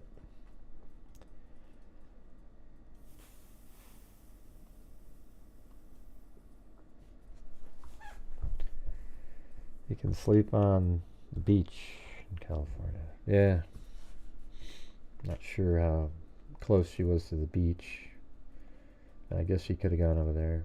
But, I mean, now we have the last location. Yesterday, our last location was right here at almost, an hour and 10 minutes away from being the 12th. And then 6 hours and... let's get that open again. What did that say? 6:30. So 6 hours and 30 minutes after that. About 7 hours and 40 minutes after she was last seen, she's at this GreyHound bus station now.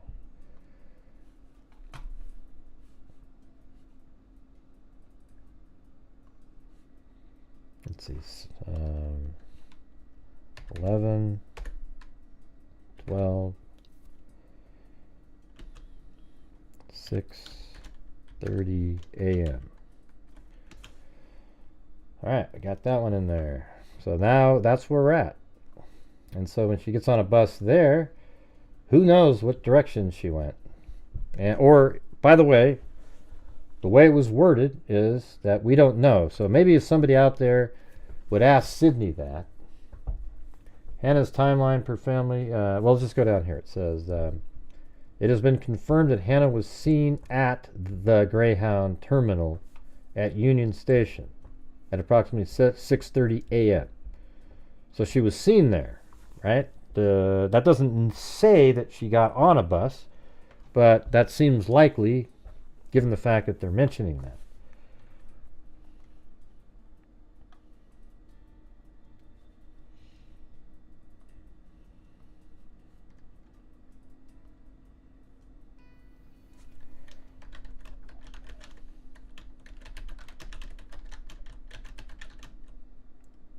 I'm sending it. I'm just going to see if she'll respond. There we go. Well, anybody else want to call in? Give you your thoughts?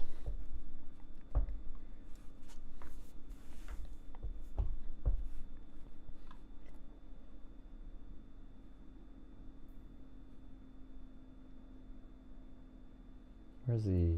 Yeah, so we have these notes here, right? Remember these? Like she's saying on the what she's going to do. On the night, check in the hotel. She was supposed to be there. Settle in and ease into the Big Apple. See that? Sort of Brooklyn Folk Festival, maybe. Jeff Mills, Pioneer Techno, Honey Dijon. And then, you know, on the 10th, open flow. Go off of vibe. You know, bucket list item type stuff. You know, just... You know, spend time with Auntie Gordon, open flow based on our vibes. You know, it's the same thing over and over again.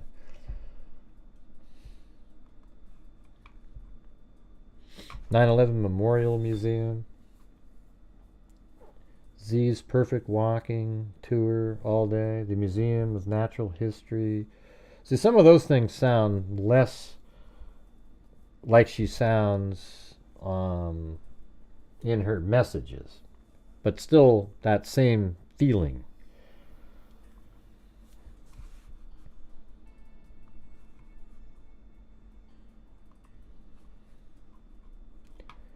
Show the story. Yes, this is Pearl Lachanga. That's the one who saw her. As soon as I saw Hannah's picture, I knew that this is the same person my son and I saw on the C Line Metro Green Line on Monday, 11/11, around 9:20 p.m.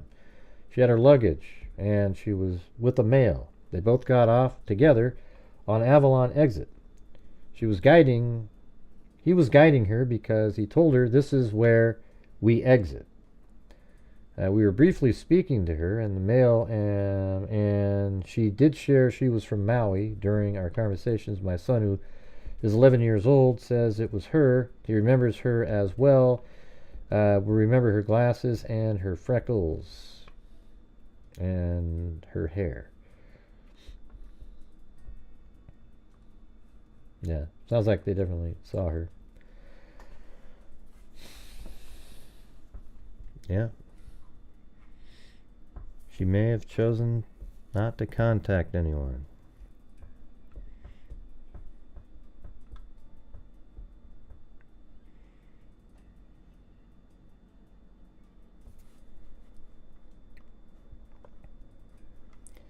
Alright, guys, let's get that like button hit up there.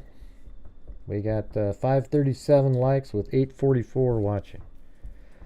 Is there a reason she wanted to flee, not contact any? Well, we don't know. I mean, I guess I'm just going to go through these one more time. and just try to, So it starts up here, I got hacked. So that sounds like what Ronaldo was saying. Hacked by who? Stripped of my identity, she said. So maybe some online, maybe on Facebook or something, somebody hacked her account or some other account. Wait, what? How did you get to LA from Maui? Some weird shit, babe. Explain. So I can try to help. I can't go to the police. What's weird, it's nobody said to go to the police. Why did you bring that up? Explain it to me so that I can try to be of help to you. I got tricked pretty much into giving away all of my funds. Oh, there's somebody. I don't know where it's ringing though, unfortunately. Oh, there it is. Hello? Who's this?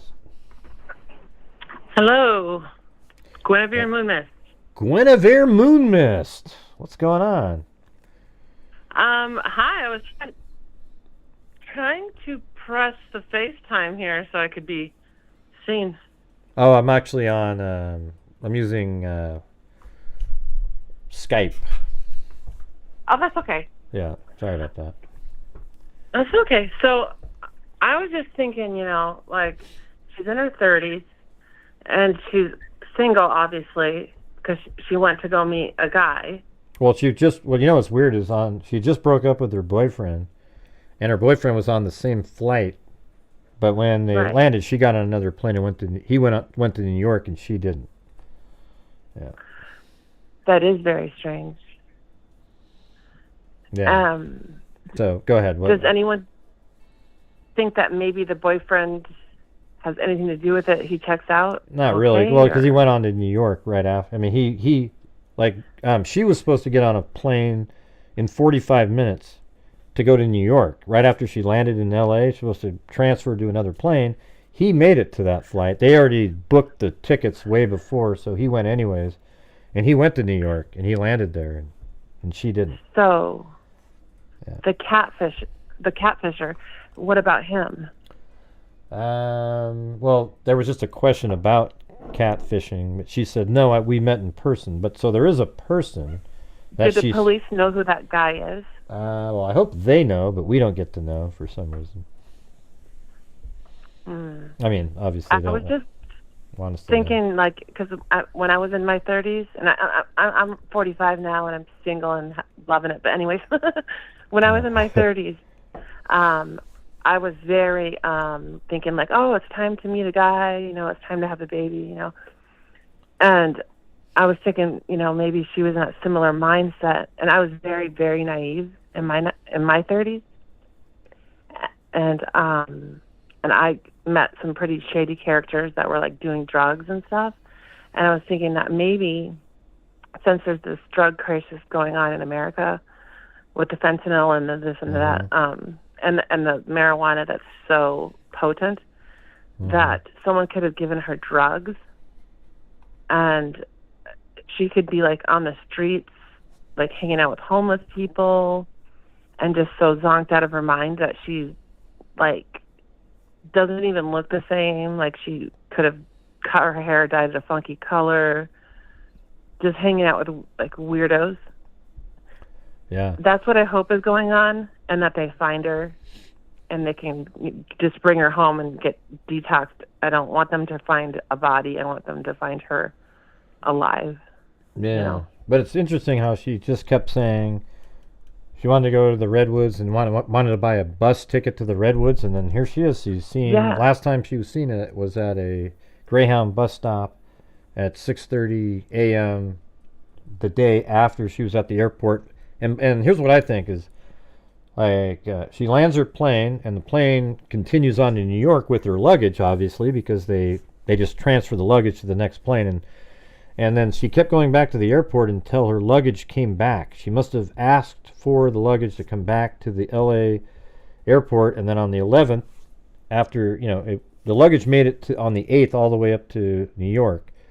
So then she had to wait, so she kept going back and checking, and then she gets her luggage, and then she never goes back to the airport again after that, because now she's got her luggage that she can continue on a journey with, but it almost feels like Right. that journey was decided upon like after she landed in LA, because why wouldn't you That's already decided, like told the airlines, hey, I'm only going to go to California, you know, and I'll get my luggage there. so she's got like her makeup, her clothes, like her woman stuff. So maybe she met some guy that was maybe kind of good looking. But maybe she was supposed to meet somebody in that span of 45 minutes. And then that person like tricked and her. then he turned out to be like a druggy type. Yeah, so or something. And that's took my money. suspicion. And took money from her, etc. And that's why she's talking so strange and so... stuff like, wow, it's weird stuff. I'll tell you later because it's embarrassing kind of stuff, you know. Like she got sucked into something. But that's my thoughts on it. Yeah, well, by the way, I hope your mom's doing well. And I mean, it's kind of... Yeah, she started chemo 2 days ago. So, and the plan is to do chemo for 5 months and then take it from there. I FaceTimed her today. She looked really good. She still has her long, pretty blonde hair. Yeah. Well, there you go. So the prayers are working, guys. Keep it up. Yeah, cool. Keep going, everybody. Everybody. Lisa Wilkerson, Hey, everybody too. Also, put your... Yeah, my mom's name is Judy. Yeah, so Judy. Pray for Judy. Pray for Judy. You got Lisa Wilkerson out there. Everybody else who's not doing well, just put the positive vibes out there. Right? And I'm so sorry about your dog, Blue. But you did the right thing. Yeah, he was awesome. He just, you know, you could just tell. I mean, when he didn't eat a piece of bacon, that's when I thought, okay. I mean, there isn't a dog in the world that even, like, they're just going to eat the piece of bacon, you know. That's like the You did test. the right thing. Yeah. Yeah, because, they give us all our love, and when we get to send them out with dignity and respect like that, it's the best. And, like, I had a dog, Tommaso, a French bulldog, and we didn't have the money to put him to sleep, and so they wouldn't put him to sleep, and I had to watch him die all night. It was so awful. Yeah, I think I absolutely agree. I think it's the dog owner, you know, whatever you want to call owners, you know. I mean, I don't like the term, but you know, like whatever it is, but it's up to the human to see and like put them to sleep before they go through a long period of suffering. Because I kept one dog. I had a dog that was 17, and the last 2 years, that was a Pomeranian. And she didn't have any hair left at all. And people would say, they would actually say, what is that? You know, because it looked like, I don't even know, man, like a raccoon or something with no hair. But it was just like, I just kept her alive with medication and stuff. She still had joy? I don't know. I don't think so. I think I was more selfish on my part. And then later, we live and we learn. Yeah, that's exactly what I learned from. And then I just, one day I looked at her and I go, what the hell am I doing? And I took her in there, and I was with her too. Same situation where they just, you know, was peacefully let go. I mean, she never whined and stuff, but you know, every night she'd pee in her crate, and I had to clean it out. Yeah.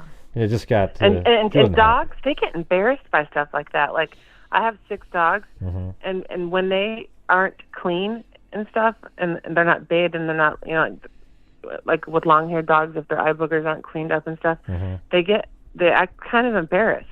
You know what I mean? Yeah, it is kind of weird. Yeah. But hey, but I also want to say thank you for your support that you give me on the channel. Absolutely. When you can. I appreciate that. Absolutely. You're welcome. Can I say one more thing? Yep. I would like to say F you to that doctor that vet that would not put my dog to sleep. He could have took payments or something. Yeah. Like, don't you think that people that go to vet school, they do it to alleviate the suffering of animals, right? Right. So you think they would just figure out a way to do it? Yeah. Yeah, like put him to sleep tonight will be good for the money, but since we didn't have the money to put him to sleep, he's like, bye. What an asshole. So I just want to say F you to that doctor. I agree. F you to that doctor. I agree. Okay. We can't do it for free. Thanks, yes, you could have. All right. All right, thanks. Thank you very much. All right, see you later. Bye. Bye-bye. Peace out. Oh, yeah. Guinevere Moon Mist. Yeah. Let's see what this one is. Hello? Who's this? Oh, hi. It's DW Dog. Oh, Do you have a again? picture Come of on. Hannah? What's going on? What do you got? I'm wondering if you have a picture of her. Who? Like, of Hannah. Yeah, I've got a whole bunch of them. Why? Well, pull one up, and all of us, we can look for her. Yeah? Well, there she is right there. Yeah, On the screen. we'll pull one up, and if any of us see her, we'll look for her. Yeah. I don't. This is not a good case. Yep. Yeah. Let us see her face, and seriously, her dad has died. Where the hell is she? Cults. It's messed up. It's messed up. All right. Well, I got a picture on the screen. I'm going to go through some of these pictures. How about that? Yeah, I think we're looking for, I don't know. I don't want to say it on thing, but you know what I mean. Well, I don't agree. I think she's missing. alive out there. So. Why don't you think that? Why don't you think that? I don't get it. No, I think she's alive. Where though? I don't know. I just think it makes more sense that she's alive. She just seems more like a free spirit that's likely more out there than not. I guess we'll see. See. But I'm gonna go through these pictures. All right. So I'm gonna. Okay. We've already talked through all this stuff. Because all right. I'm gonna look for her here. Okay. Right, thank you. Bye. All right. So we got. This is her getting off the plane. Looks a lot fresher, happier. See that little smile and everything. And that's on the 8th, right? Then, this is her on the 11th, wearing the same clothing, as a matter of fact, like the other picture. Hold on. This one right here, she's got the same sweatshirt on and everything. Every single thing that she's wearing is the same as... and then let's see this picture right here. So that's her getting her luggage finally on the 11th, right? Then on the 11th, this is her leaving the airport with that same luggage. Looks like she may have changed. Maybe she got something out of her suitcase. This could have just been on underneath the sweatshirt. We don't know if she changed or what happened there. But here she is. She's leaving the airport. And then, then she's seen out at the, let's see, I guess it's down here, right by the international terminal, getting out and leaving, and that's at 7 p.m., so that's probably right around that time. But then she's seen over here at 9 o'clock, and then where's the other one? Yeah, that's 9 o'clock. And then from there, she makes her way all the way up here by 10:03. And then, almost an hour later, 10:50 right there on the 11th. And then the next morning, very early in the morning, she's over here at a GreyHound bus station. Did she get on the GreyHound? I guess we don't know.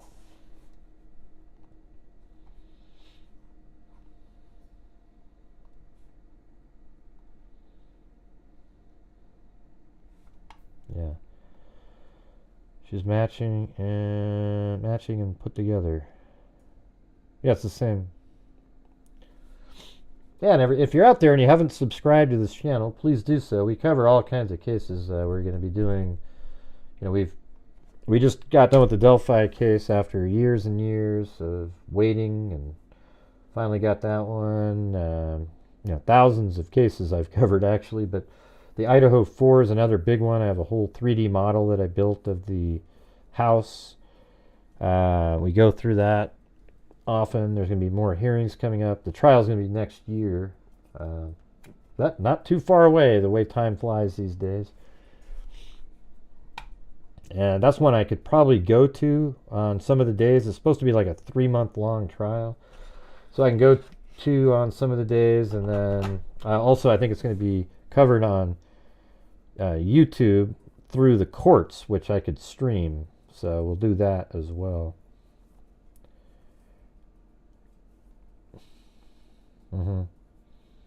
Yeah, but what's the redwood forest that she went to? That's actually the real one, right? Yeah, so it's interesting the word grove, right? Because we typed that in. See, then she's at the grove. Oh. That's weird. I thought Zozo was calling. I was like, what the hell? Hello, this is Gray. Who's this? Hey, it's Mountain Man. Who? Mr. M, Mountain Man. Oh, Mountain Man. What's going on? Well, I figured I'd call you. You were asking people to call in. And I will tell you an odd experience I had with somebody tell me a bus station story. And it's weird. It's I was dealing with a young man that was streaming, and I went on his program a couple of times on StreamYard, and then I didn't talk to him for a while. And when I did speak with him, he said, I've got a story I've got to tell you. He said, you won't believe it. I said, okay, go ahead and tell me. And he had gotten displaced and then stayed at a friend's house for a while and got a job. And his friends started doing drugs. And he said, well, I've been through this, down this road. I'm not going down no more. And I picked up and moved out that night. He said, I wasn't going to deal with it because they were coming in and buying, and weirdos coming by the apartment where he'd been there for several months. And things were fine. And then this person started getting involved in iffy things. So he went to a bus station, and it was real late, and he ran into a guy that tried to sell him drugs.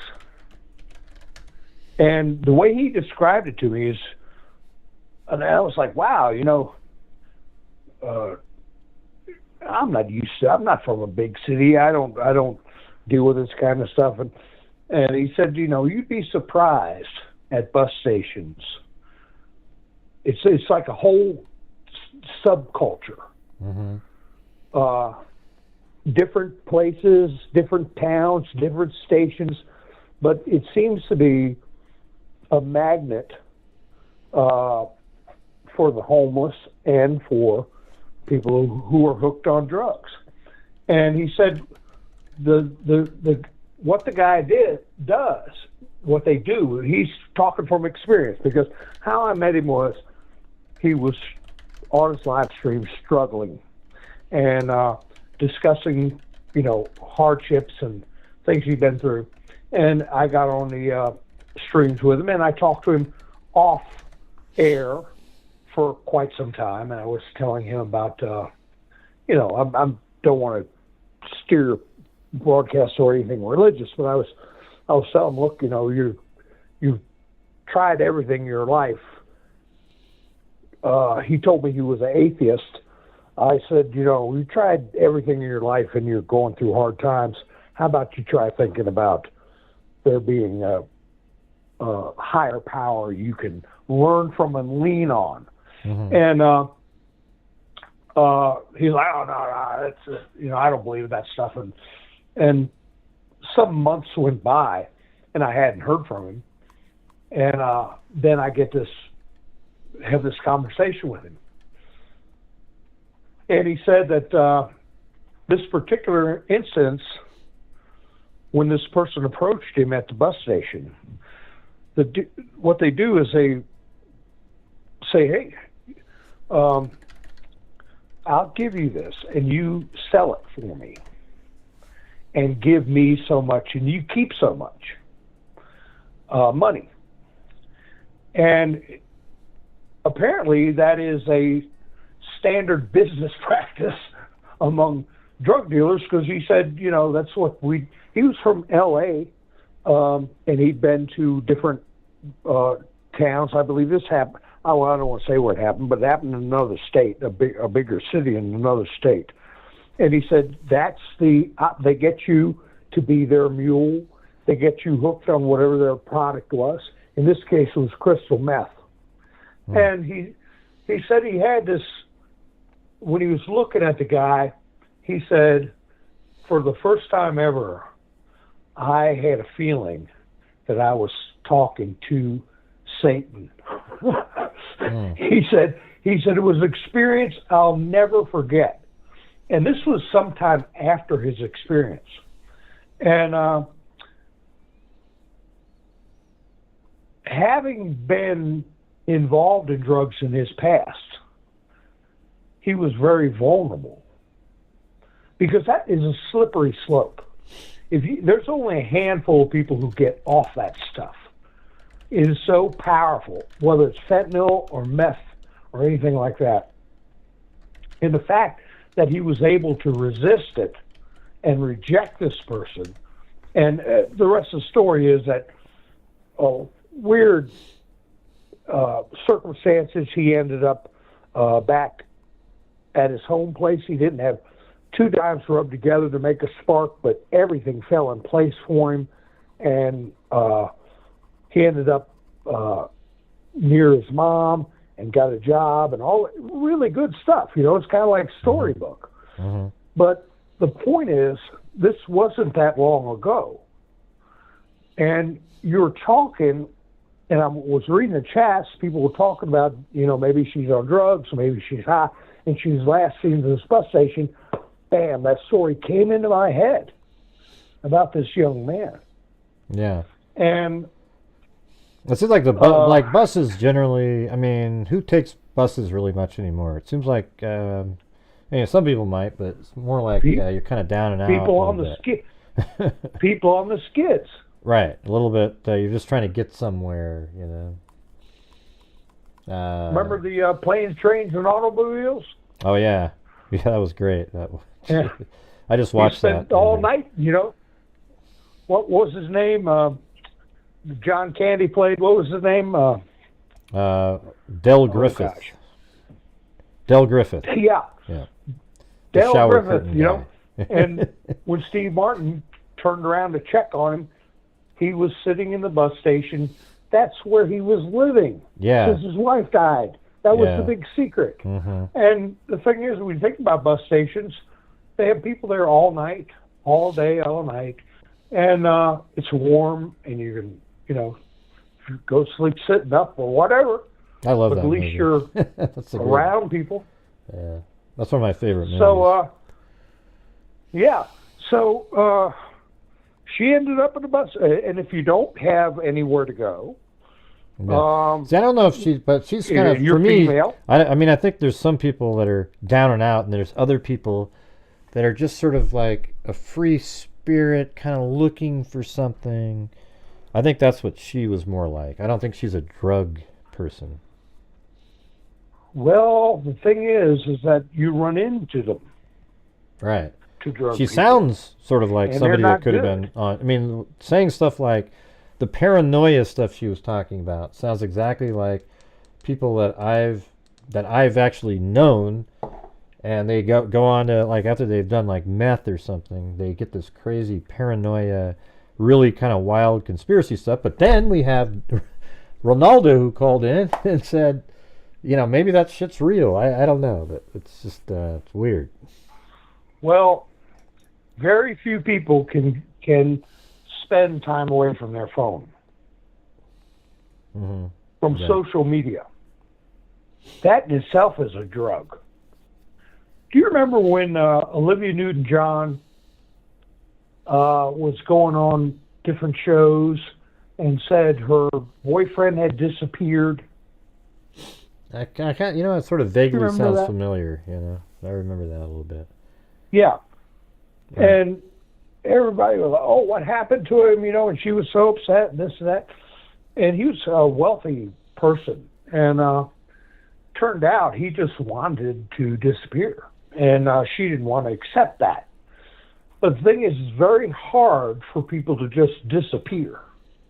Yeah, someone like her, it's sort of easier, I guess, if you just sort of, you know, what's interesting is if you look at it differently and say the whole thing about my identity's been wiped or something. Maybe she did that or something. Like she wants it to, like she's just disappearing, or I don't know how you can really have your identity disappear, but maybe it's more like she's claiming somebody else did something, but she's just really going to go off the grid somewhere. And she even told her aunt, hey, don't tell anybody. So she might not even know right now that people were even looking for her because she told her aunt, but you'd think she would have continually communicated with the aunt to keep, don't tell anybody, don't tell anybody. Because now we're looking at, we're 17 days after the bus video, like she's at the bus stop. And so that's, she has to know at this point people are worried about her. Has to know that. Well, my instinct is that she's a victim of something, and yeah, like you're saying, bad people at the typically when bus. people break up, boyfriend, girlfriends break up, it's not a completely clean break where within a matter of hours of your breaking up, you never see or hear from that person again. Yeah, I don't know when they broke up though. They could have broke up in a month before, but still went on their trip. Because they bought this trip well in advance, and then they broke up at some point, and then he was still going to go on his trip, and she was going to go on hers. So I don't know. I don't know how that worked out. We don't know the timing. At least I don't. Well, it's very rare for anyone to totally ignore or avoid every person in their life for an extended period of time. Well, you know how to make that. You know how that's easy is when your cell phone isn't turned on. That's really easy. You know what I mean? Like it's not like it used to be. Well, there's very few people that want to. Right. That want to. But it seems like she wants. Well, I get what you're saying. Like, wouldn't she just at one point go, "Hey, I need to"? But maybe. Remember the whole thing about the freedom? That's why the whole cult idea for me, I'm at this point I'm hoping that that's what she did. All right, okay, but it kind of makes sense because they take everything from you. Like you give them all your money, just like she said. You go in there and it's like, well, I might lose my freedom because it's like I don't know if this is one of those kind of cool. And now she's in there, and now maybe her phone, like we don't know. I guess the phone never pinged again after it was at the airport. And maybe she just let it run out and it just went dead, the phone. And but then, she could just be with a group of people that aren't allowing her to use her phone. And that's also trafficking, has the same elements there. You're not going to have your phone. You're going to be completely controlled, So it's something like that, where she does not have the ability to use her phone. But for some reason, I just feel like, which really doesn't mean much, but it just seems like based on the stuff that we've seen that she I think it's more likely she's still alive than not because she's out there moving around, at least on the 12th even. So well, she had somebody with her, a stranger, and I don't know too many stories where she's relatively young, and she's not hard to look at. And she was apparently running out of money or cleaned out of her money. And all of a sudden, no contact with anybody that she's had relationships with all her life. No. I mean, even people that joined the Hale-Bopp Comet cult, people knew where they ended up and how they ended up there. I mean, there weren't any mystery people at the Jones. It was like something gate. That was something like Heaven's Gate was the Hale-Bopp thing, and then Jonestown massacre was in Jonestown. I think was in South Africa or something. I can't remember exactly where it was. It was just Yeah, ridiculous. But all the people were known by their families. That's where they went. They declared it. They were so enamored with it, they tried to recruit other people. Cults are survive by drawing more people in because they get the person like her. They get all their money, they get their stuff, they get their physical being with them. And what do you do when the money runs out, when the lunch runs out? You got to go find another lunch ticket. And you even got more mouths to feed. So they you run into Hare Krishnas and people trying to draw you into the cult. So I don't think the cult thing is an issue. I don't. And I know that there's bus stops are, if you don't know what you're doing, are dangerous places. Yeah, but we already thought it was a dangerous place before that because she was wandering around with some unknown person, which wasn't the bus stop. So now we're just sort of forgetting that person, and it's just the bus stop is dangerous. And it doesn't look like where she was a dangerous bus stop. Like in that place, it looked like a really nice little area where the bus would have been. But I guess bad people can be hanging out there when she was there at 6 a.m. in the morning. It just didn't look like a really shady place, but I guess what difference does that make, right? I mean, people can be wherever. It's like the young man I was talking to who said he looked in the eyes of the devil. He wasn't at some bus stop in Harlem. I mean, he was at it was Denver. A clean city, not necessarily east end of Chicago or something. It was a nice area, but still there were nowadays in the last 20 years, especially with as many, and I'm not getting political, but the fact of the matter is we don't know who the hell's in this country. Yeah, no, it's a huge problem actually. It's not just sort of, the gangs are everywhere. They took over the entire apartment complexes in Colorado, and it's ridiculous. I can't even believe people would accept that. I think for somebody to completely voluntarily cut themselves off from everything familiar in their life when they're broke. But that's the thing. That's what the thing is, it works for being trafficked or one of those cults because they're not going to let you use a cell phone. That's what they do, man. You check all that stuff in at the door, and you're not able to do anything. Yeah. So I don't know if the cult is... that was just an idea because it fits sort of the criteria. It matches sort of her, like just free-spirited, just kind of, somebody... her mentality is somebody that could be convinced by somebody like that. I can just tell by the fact... she's doing readings and looking for something. And so I could see somebody getting a hold of her and convincing her. But it could also be that she was tricked somehow and now is in the trafficking world out there. I don't think somebody just sort of grabbed her and took her life or something. That just seems too much. It's definitely possible, but I don't see it. Yeah. It would be a cruel trick for her to play on her loved ones. Yeah, well, I'll tell you what. If she knows and is aware of what's going on, she's going to be. I think it's very possible she has no idea that this many people are looking for her, nor does she know that her dad isn't even alive right now. She would probably. It'll just absolutely make her feel like garbage for the rest of her life. And, maybe she should feel like that if you're doing that. Because people say, well, why can't she just go where she wants? Well, then tell somebody, hey, I'm taking off. You're not going to hear from me for a while.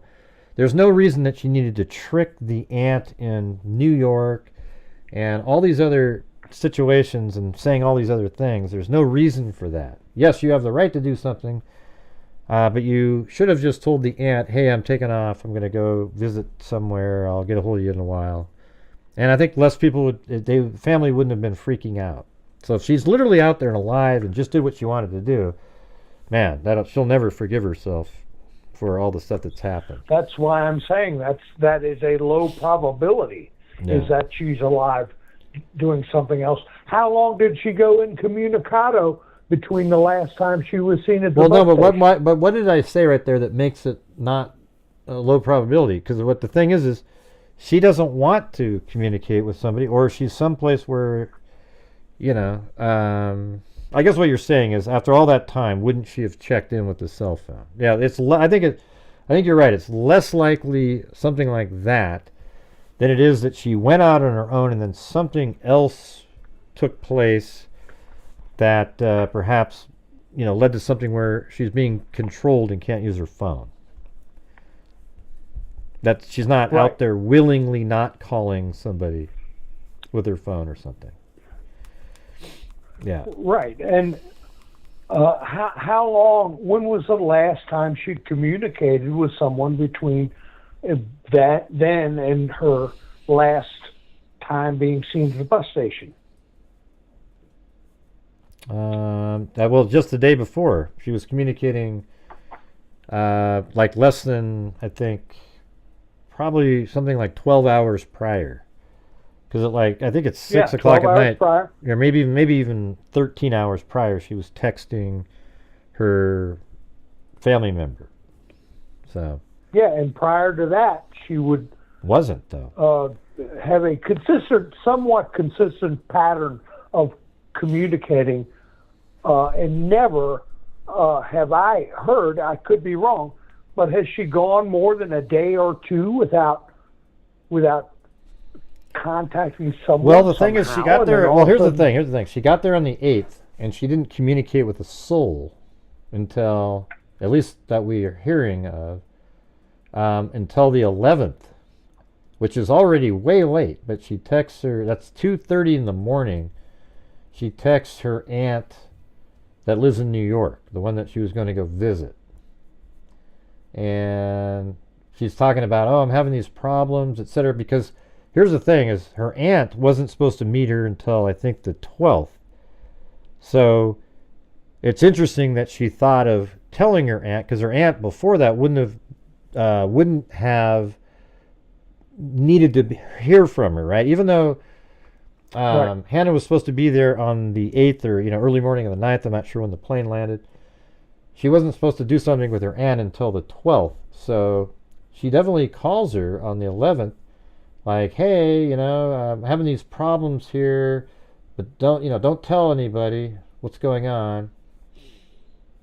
No, that was the other. That was actually later, because then at 5:48 p.m., 15 hours later, she's texting her roommate, I guess the one back in Hawaii, telling her all the crazy stuff that's been going on.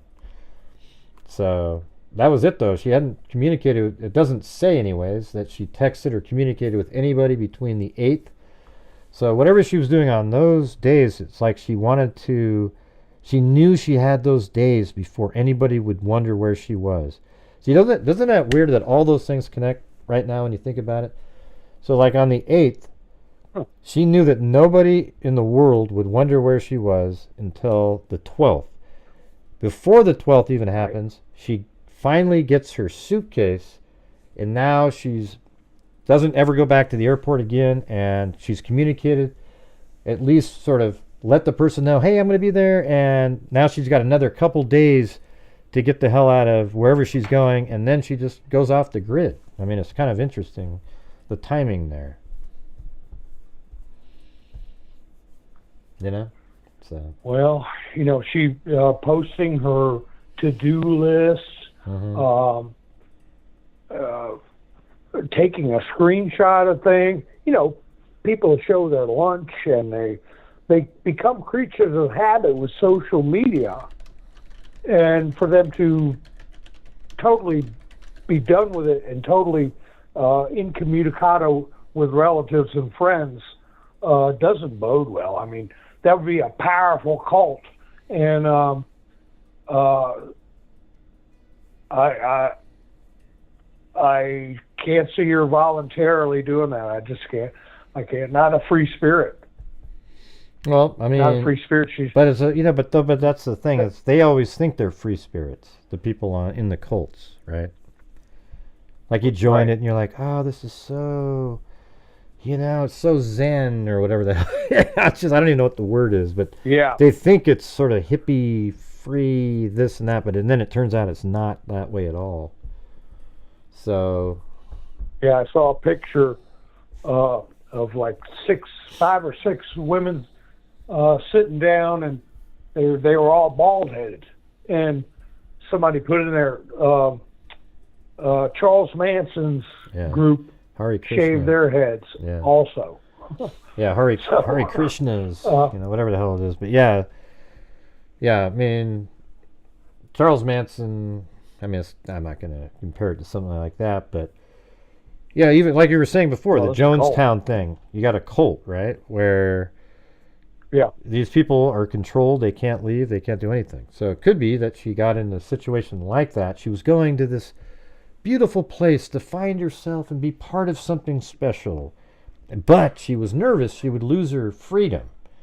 Because maybe her brain was working a little bit too, and she was thinking, man, if I join this group, it sounds so great. It's exactly what I was looking for, but what if it's not? I might lose my freedom, type of thing. So that's where how I'm theorizing on this. Could be totally wrong. Could be, I mean, what do you think she's talking about when she says, I might lose my freedom? What do you think that means? That's kind of a weird thing to add in there, isn't it?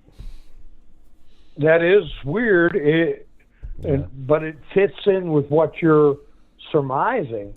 Is that the stranger she was with was telling her, if you join us, you can't do this. You got to totally give yourself.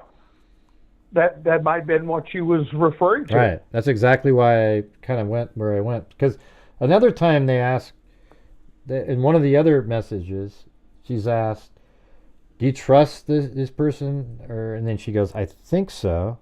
Right? And so then you get the one down here where it says, I risk my freedom.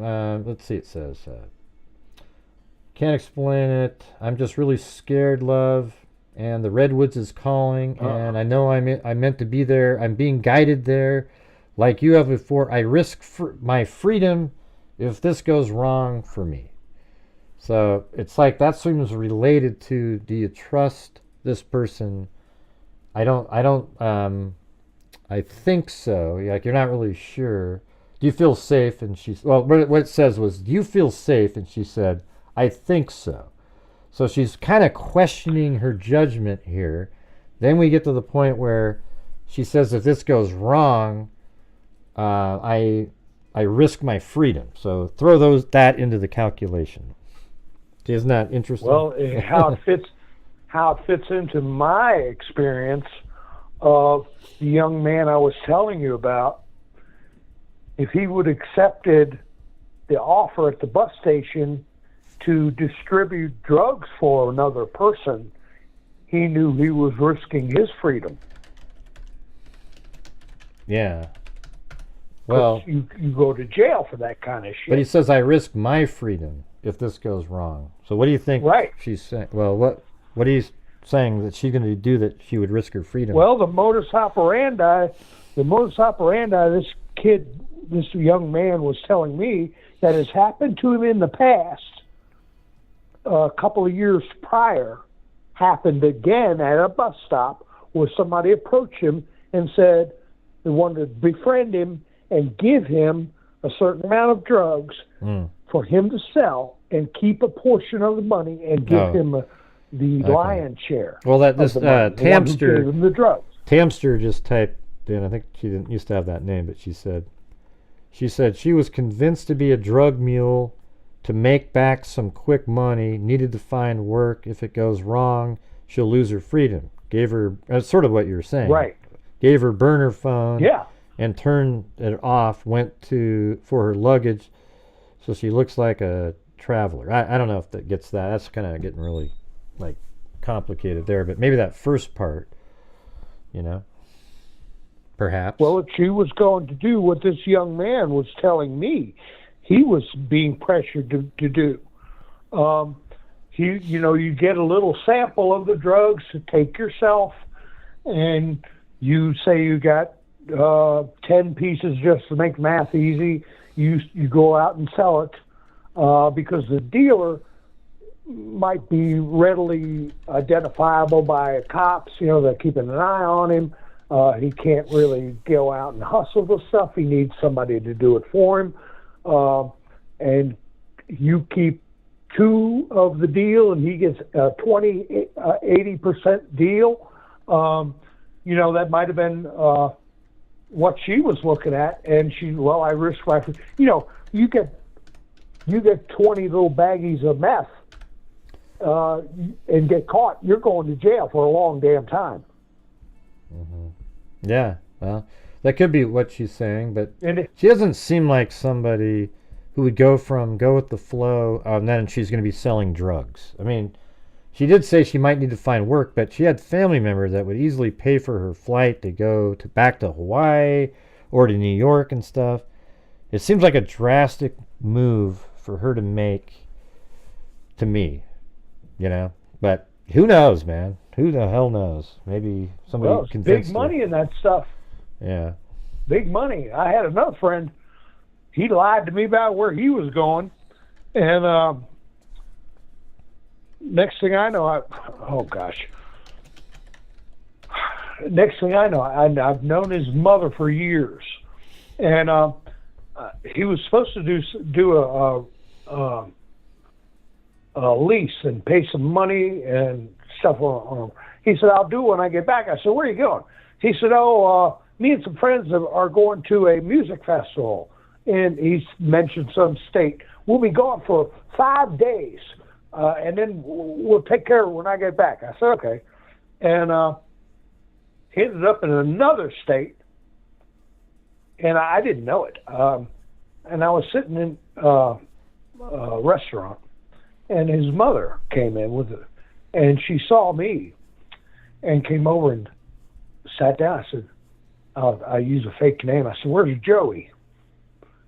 And she's a 70, almost 80-year-old woman, and she started crying. I said, "What's the matter?" And she said he was in. I'll tell you where he was. He was in Texas. I said, "Texas?" He told me he was going somewhere else, and she said, "Yeah," and he's in jail. He's in big trouble. I said, "What happened?" Him and 2 other guys got pulled over. They had a rental car, and there was $90,000 in the trunk of the car, cash. And he said he didn't know whose money it was, and the other 2 guys said they didn't know whose money it was. "Oh yeah, okay, it's not mine, officer." "Oh, okay, you can go." But anyway, long story short, you could. Yeah, go ahead. He got tempted with big money. Yeah, so maybe the bus was where she was supposed to take something. Yeah, maybe that's what her deal deal was, here, we're taking your DMU. phone, you get on that bus with this stuff and bring it somewhere. Yeah, right? Yeah, maybe. Have you watched, there's YouTube videos about the Canadian Border Patrol. They do like a weekly series of people who they find, somebody smuggling in pineapples and every now and then you get people smuggling in drugs. It's a border show. They do Canada and Australia. And I forget the name of it, but it's pretty interesting. But they had this one girl, and she was trying to get through customs, and almost got through, and a dog started sniffing her. They walk back and forth with dogs in these airports, and the clothes she was wearing, they had somehow infused cocaine into her clothing, where you went through a X-ray or whatever, you couldn't see it, but the dog smelled it, and they actually made her take her pants off, and they took a knife and cut the clothes open and found cocaine. So, and she was like 25 or something, and she got 10 years, I think, in an Australian prison. But she had no idea who the people were. They approached her out of the blue. They offered her money. They said, you wear this clothes and go through, and you make $10,000 or whatever. It was not a small amount. And she got caught, and she went down the road for 10 years. And she has no idea, and I believe her.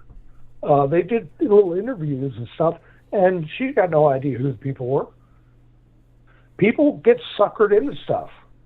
She could have got suckered into something, but they would have a record of arrest, something like that, with no record of an arrest, with her being with a stranger, totally disregarding her relatives and family, and stuff like that. That's what makes me think that the worst is that she's no longer with us. Yeah, well, I'm holding out hope that she's out there, either, trafficked, went somewhere on her own, doesn't want to be contacted by anybody, or is in a cult where it doesn't let her use the phone at all, something like that. But who knows, right? Well, but that's where I'm hoping for.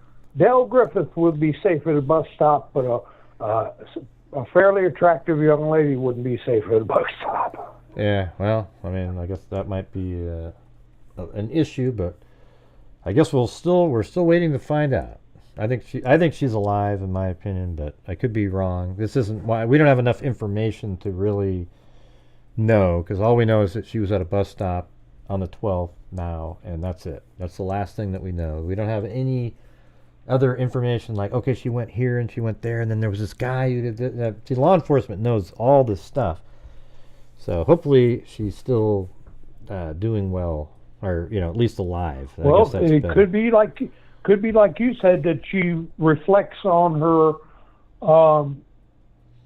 disregarding her friends and family, and she feels so terrible she doesn't know how to get out of it. And but I don't think so, because she didn't seem like a depressed person. A single female alone with no money is prey. Yeah. But it's interesting too, because the lady said, did you get catfished by somebody online? And she said, I guess no, we met. So it's almost like she's agreeing that it's a catfisher, but that she met, or she could be saying, no, he's not a catfisher, and we met.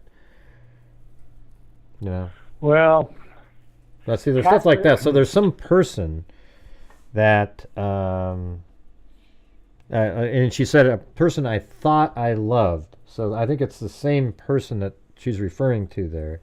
So somebody who tricked her, and now she doesn't have any money, but then now maybe she did say, I might have to go find work. Now that's where the mule thing comes in, because then it's like, she mentioned like she might have to go find a job because she doesn't have any money. Well, so then maybe that's what that is, Cults don't say, hey, you got to work at McDonald's and then come back to the cult.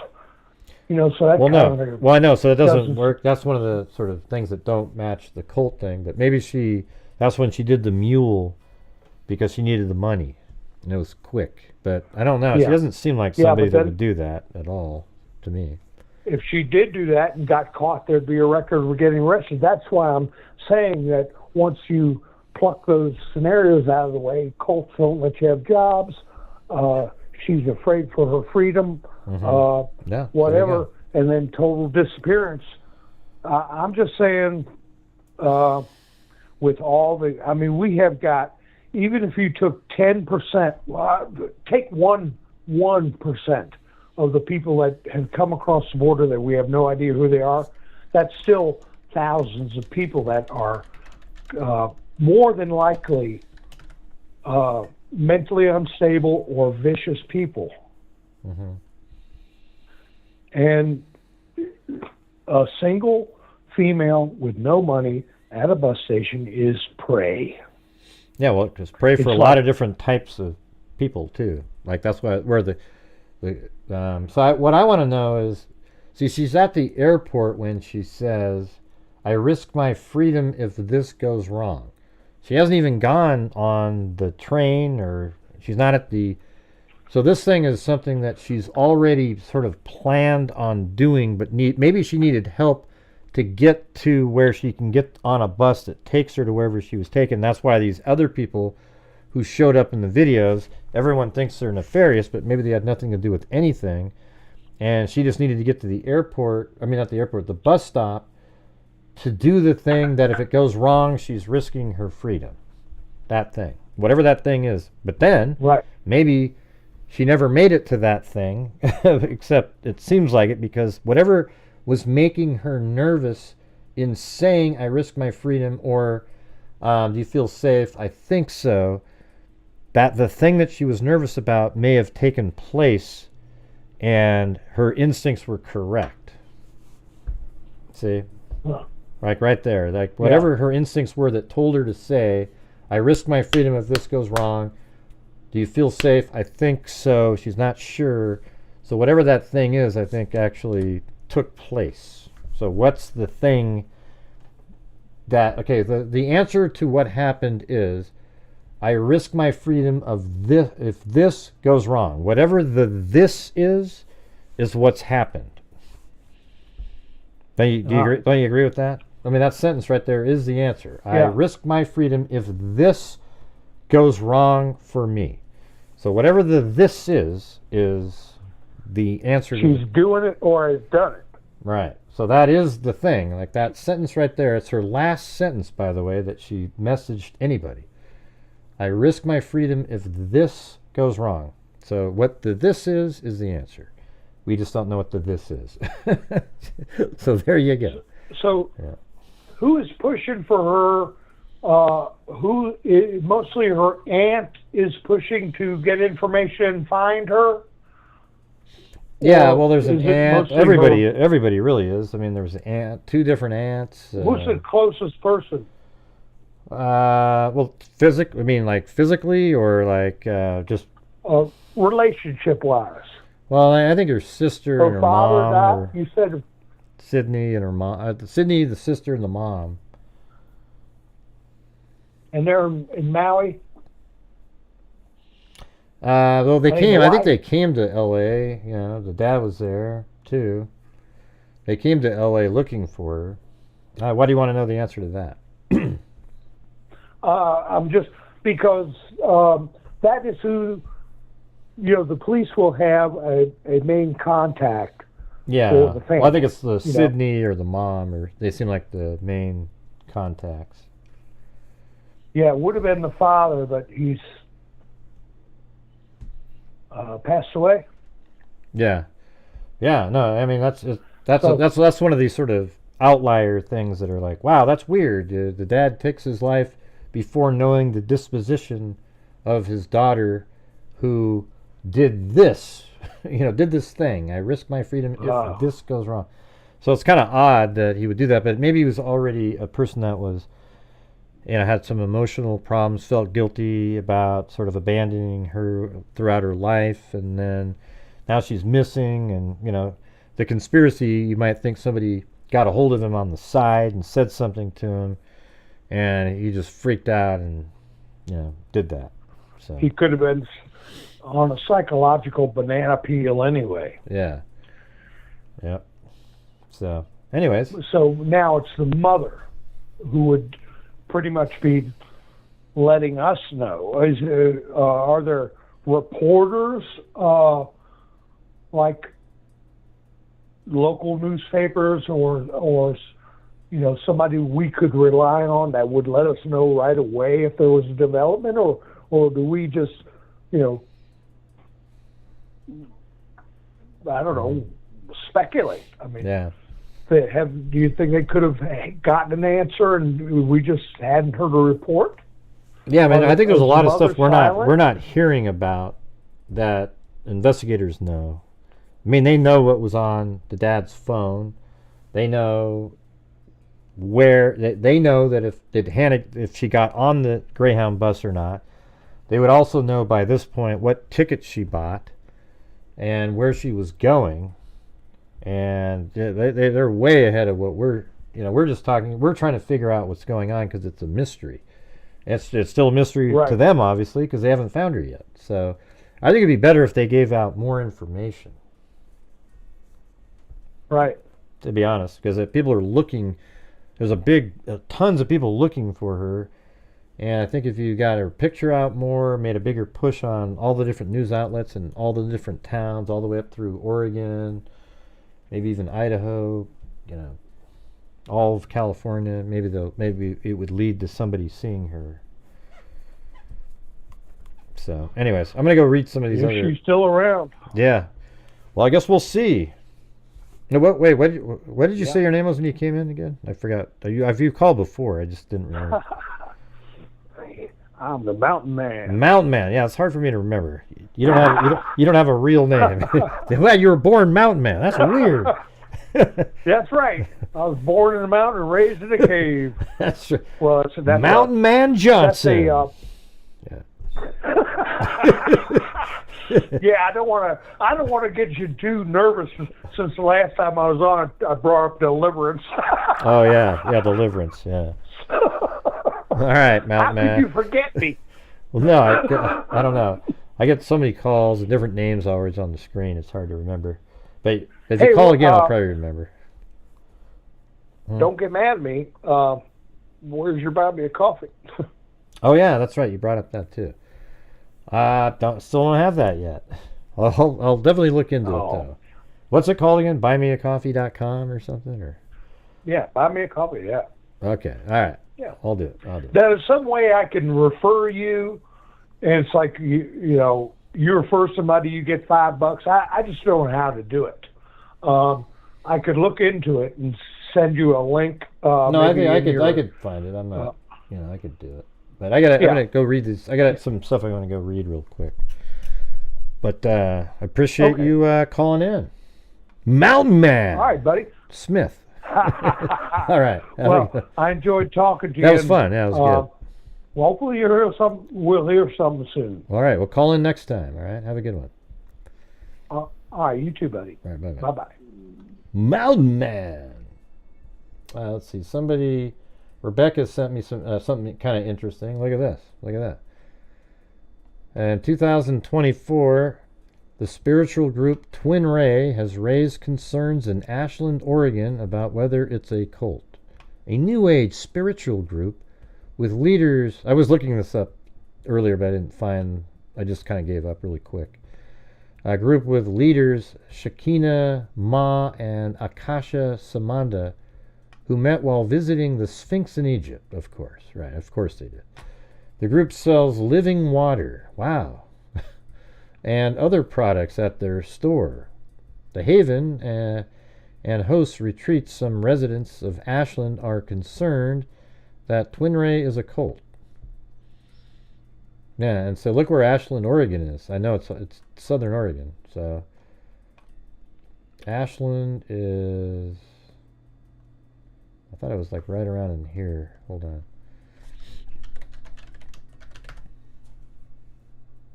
No, it's even farther. It's right there. I mean, so look, that's not far from the Redwood Forest. See that right there?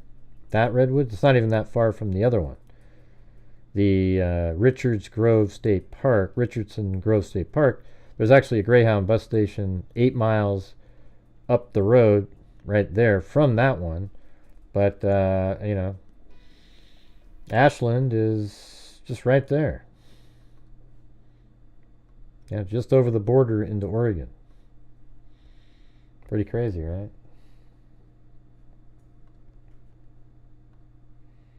That's this one. I guess there's another one called There are multiple matches for cults in the Redwoods, including the Bohemian Grove and People's Temple. The Bohemian Club-owned retreat is in the Redwoods. That's been popular destination since 1880s. The Groves, Maine. Where is that one though? Isn't that that Bohemian? I don't think that's in California though, is it? The Grove is known for redwood. No, I guess it is. The Grove's main encampment is set in 160-acre the Bohemian Grove. Let's see where that is.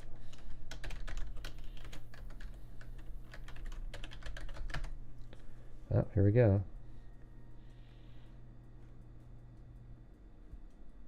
There it is. So it's in a different forest, a little bit more south. Closer to... Yeah, it's definitely way more south, but it's closer to where she was, though. Guess we could put one there.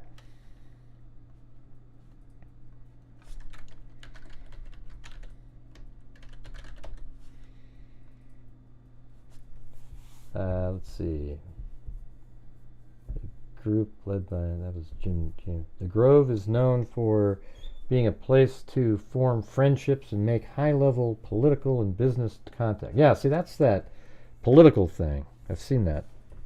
It's like you've seen it on different shows. That's what I was wondering about. I don't know if that's a cult she would be in, but we'll just put a pin there anyways. Let's see. Yeah, Alex Jones used to talk about that. He did a show on it. No, he did a... Yeah, I thought I'd heard of that. Like it's a political, kind of a creepy place that nobody can get into. Yeah, we know what it is, the Trial Junkies. I know what it is. I just explained it. Let's see. I don't think she's in a cult. Definitely don't think she's at... Yeah, well, somebody sent me the email. I was reading it. But when I read it, I go, wait, Bohemian Grove sounds like that thing that I saw like on, it was like a conspiracy channel somewhere. Yeah, it's just crap. It has nothing to do with, it's not the same kind of cult. Right. Let's see. Yeah, he tried to sneak in. I guess I never really knew where that was, though. I didn't know that it was in California.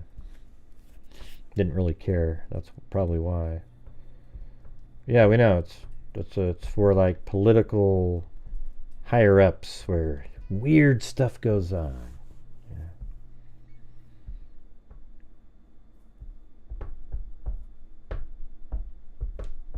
Please bring women home. She hasn't even had a chance to live her life yet.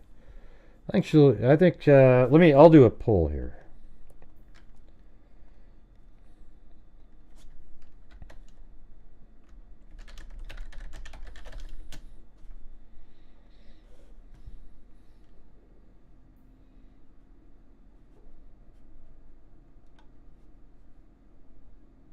I guess I can't do the poll. I don't know why. I think she's alive myself.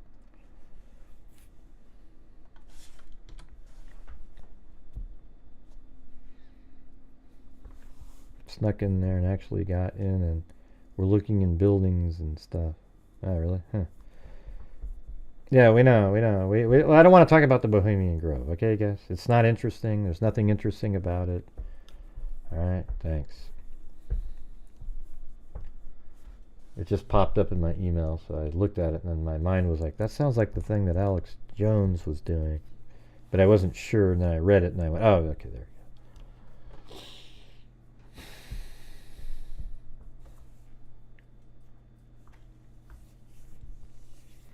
Her luggage looked like a carry-on, so if you know you're running, why check it in?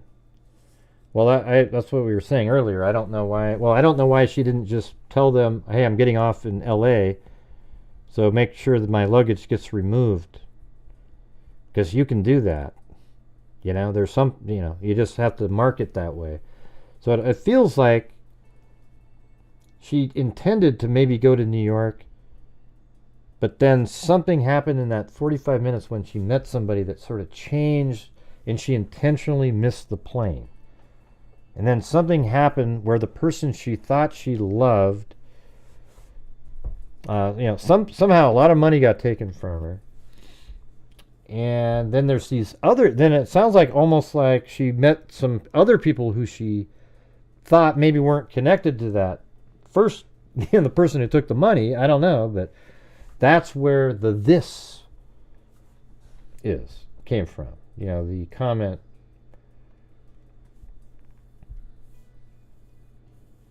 I risk my freedom if this goes wrong for me. Right.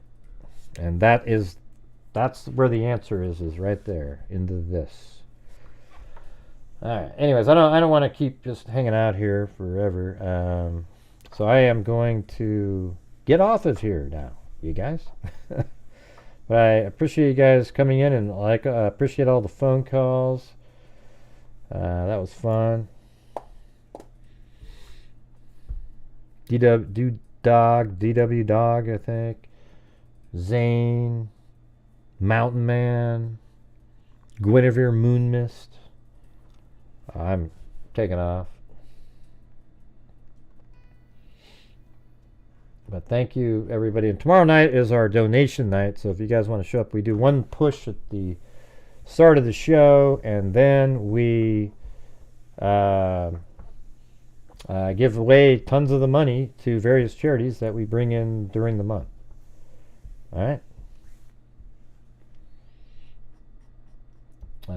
Tina G. Thank you, Tina G. Tina G again. Then Herbert Landscaping. In upstate New York, right? Muddy Paws. Alley Cake. Emily Ragusa became a member. Then we have New Siam Team. He's the one that called in too. That was an interesting story.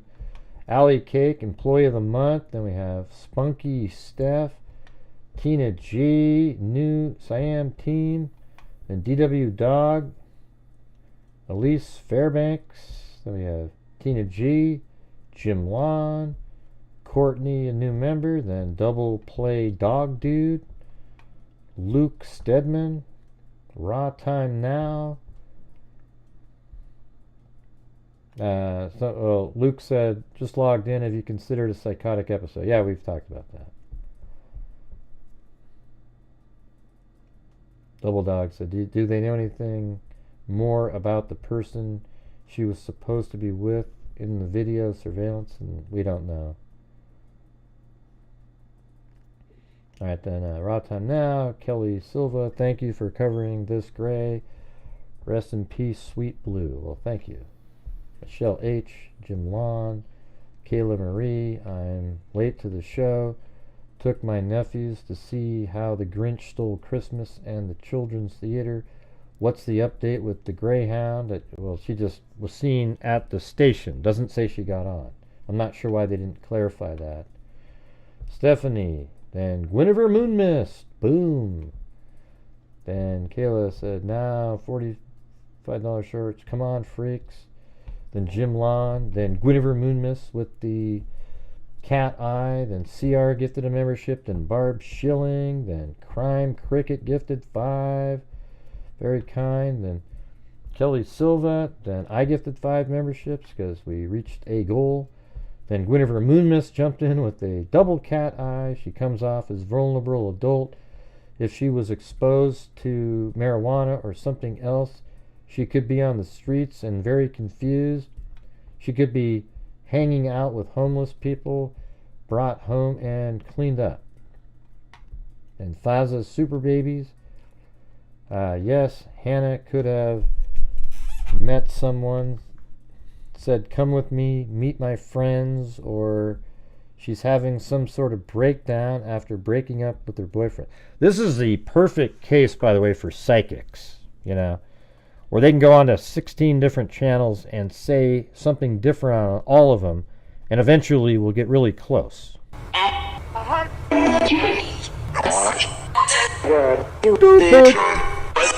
Gilligan, little bunny, skipper, man, batshit. Yeah. And then Jim Lawn, Faza Super Babies for Hannah. She is found and safe. Marksy gifted 5. Very kind, very kind. Cappy the Penguin, Tamster. She was convinced to be a drug mule to make back some quick money. I think that one's a possibility. Then we have Ash Lynn and Poppy. All right. Well, thanks everybody for being here. And we're just trying to work through this one as we get updates. I'm hoping we get a bigger update soon that has more information in it. My thing is I'm hoping, and look at it, 76% of the people think that she's still alive out there. And I think that's good. That's good news, right? Yeah. That's my feeling. However, we don't have enough information to really have a great answer. It does feel like something bad may have happened based on her. Do you feel safe?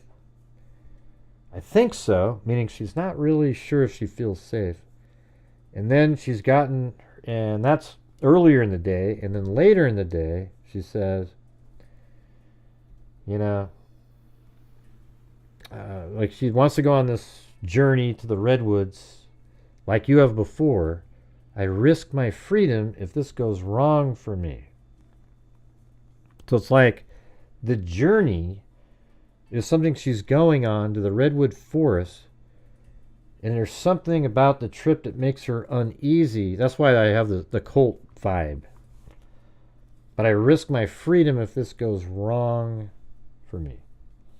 And this is the answer, right? So there we go. We got it. All right. Thanks, everybody. I appreciate you. And make sure to come by tomorrow so you can see where a huge portion of the income that the channel brings in, where it goes. We've already given away $1,500 this month. Earlier in the month, we gave, I think, $1,000 to the Abby and Libby Ballpark, and then $500 to NCMEC, I believe, National Center for Missing and Exploited Children. And then tomorrow we'll be giving money back to our DNA fund, and we'll also be giving other money out as well. Caller? What does that mean? Oh yeah, that was good, yeah. Yeah, he's cool. Mountain Man is who you're referring to. Yeah, Mountain Man. So, all right. Thanks, everybody, for being here. We'll see you guys later. And I appreciate all of your support, your generosity. It really helps out the channel.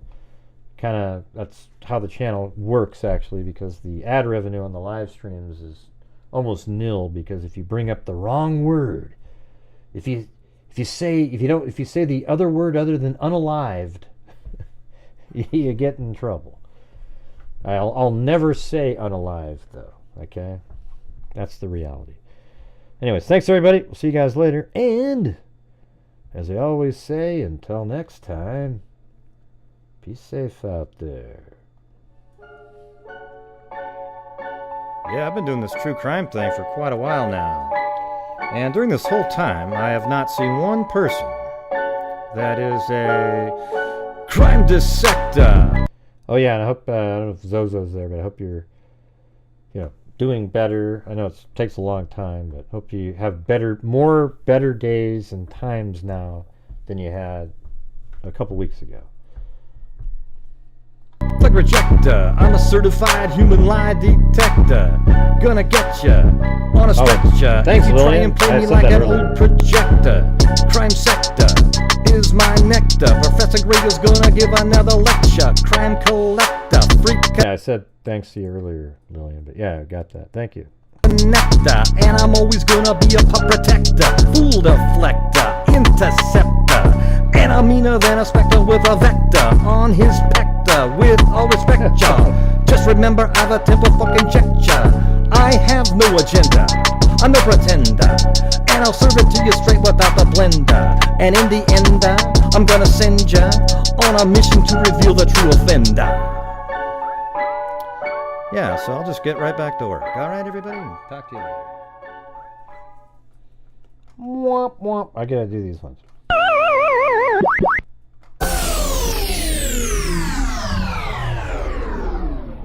Correct. And holy, they call the rising sun.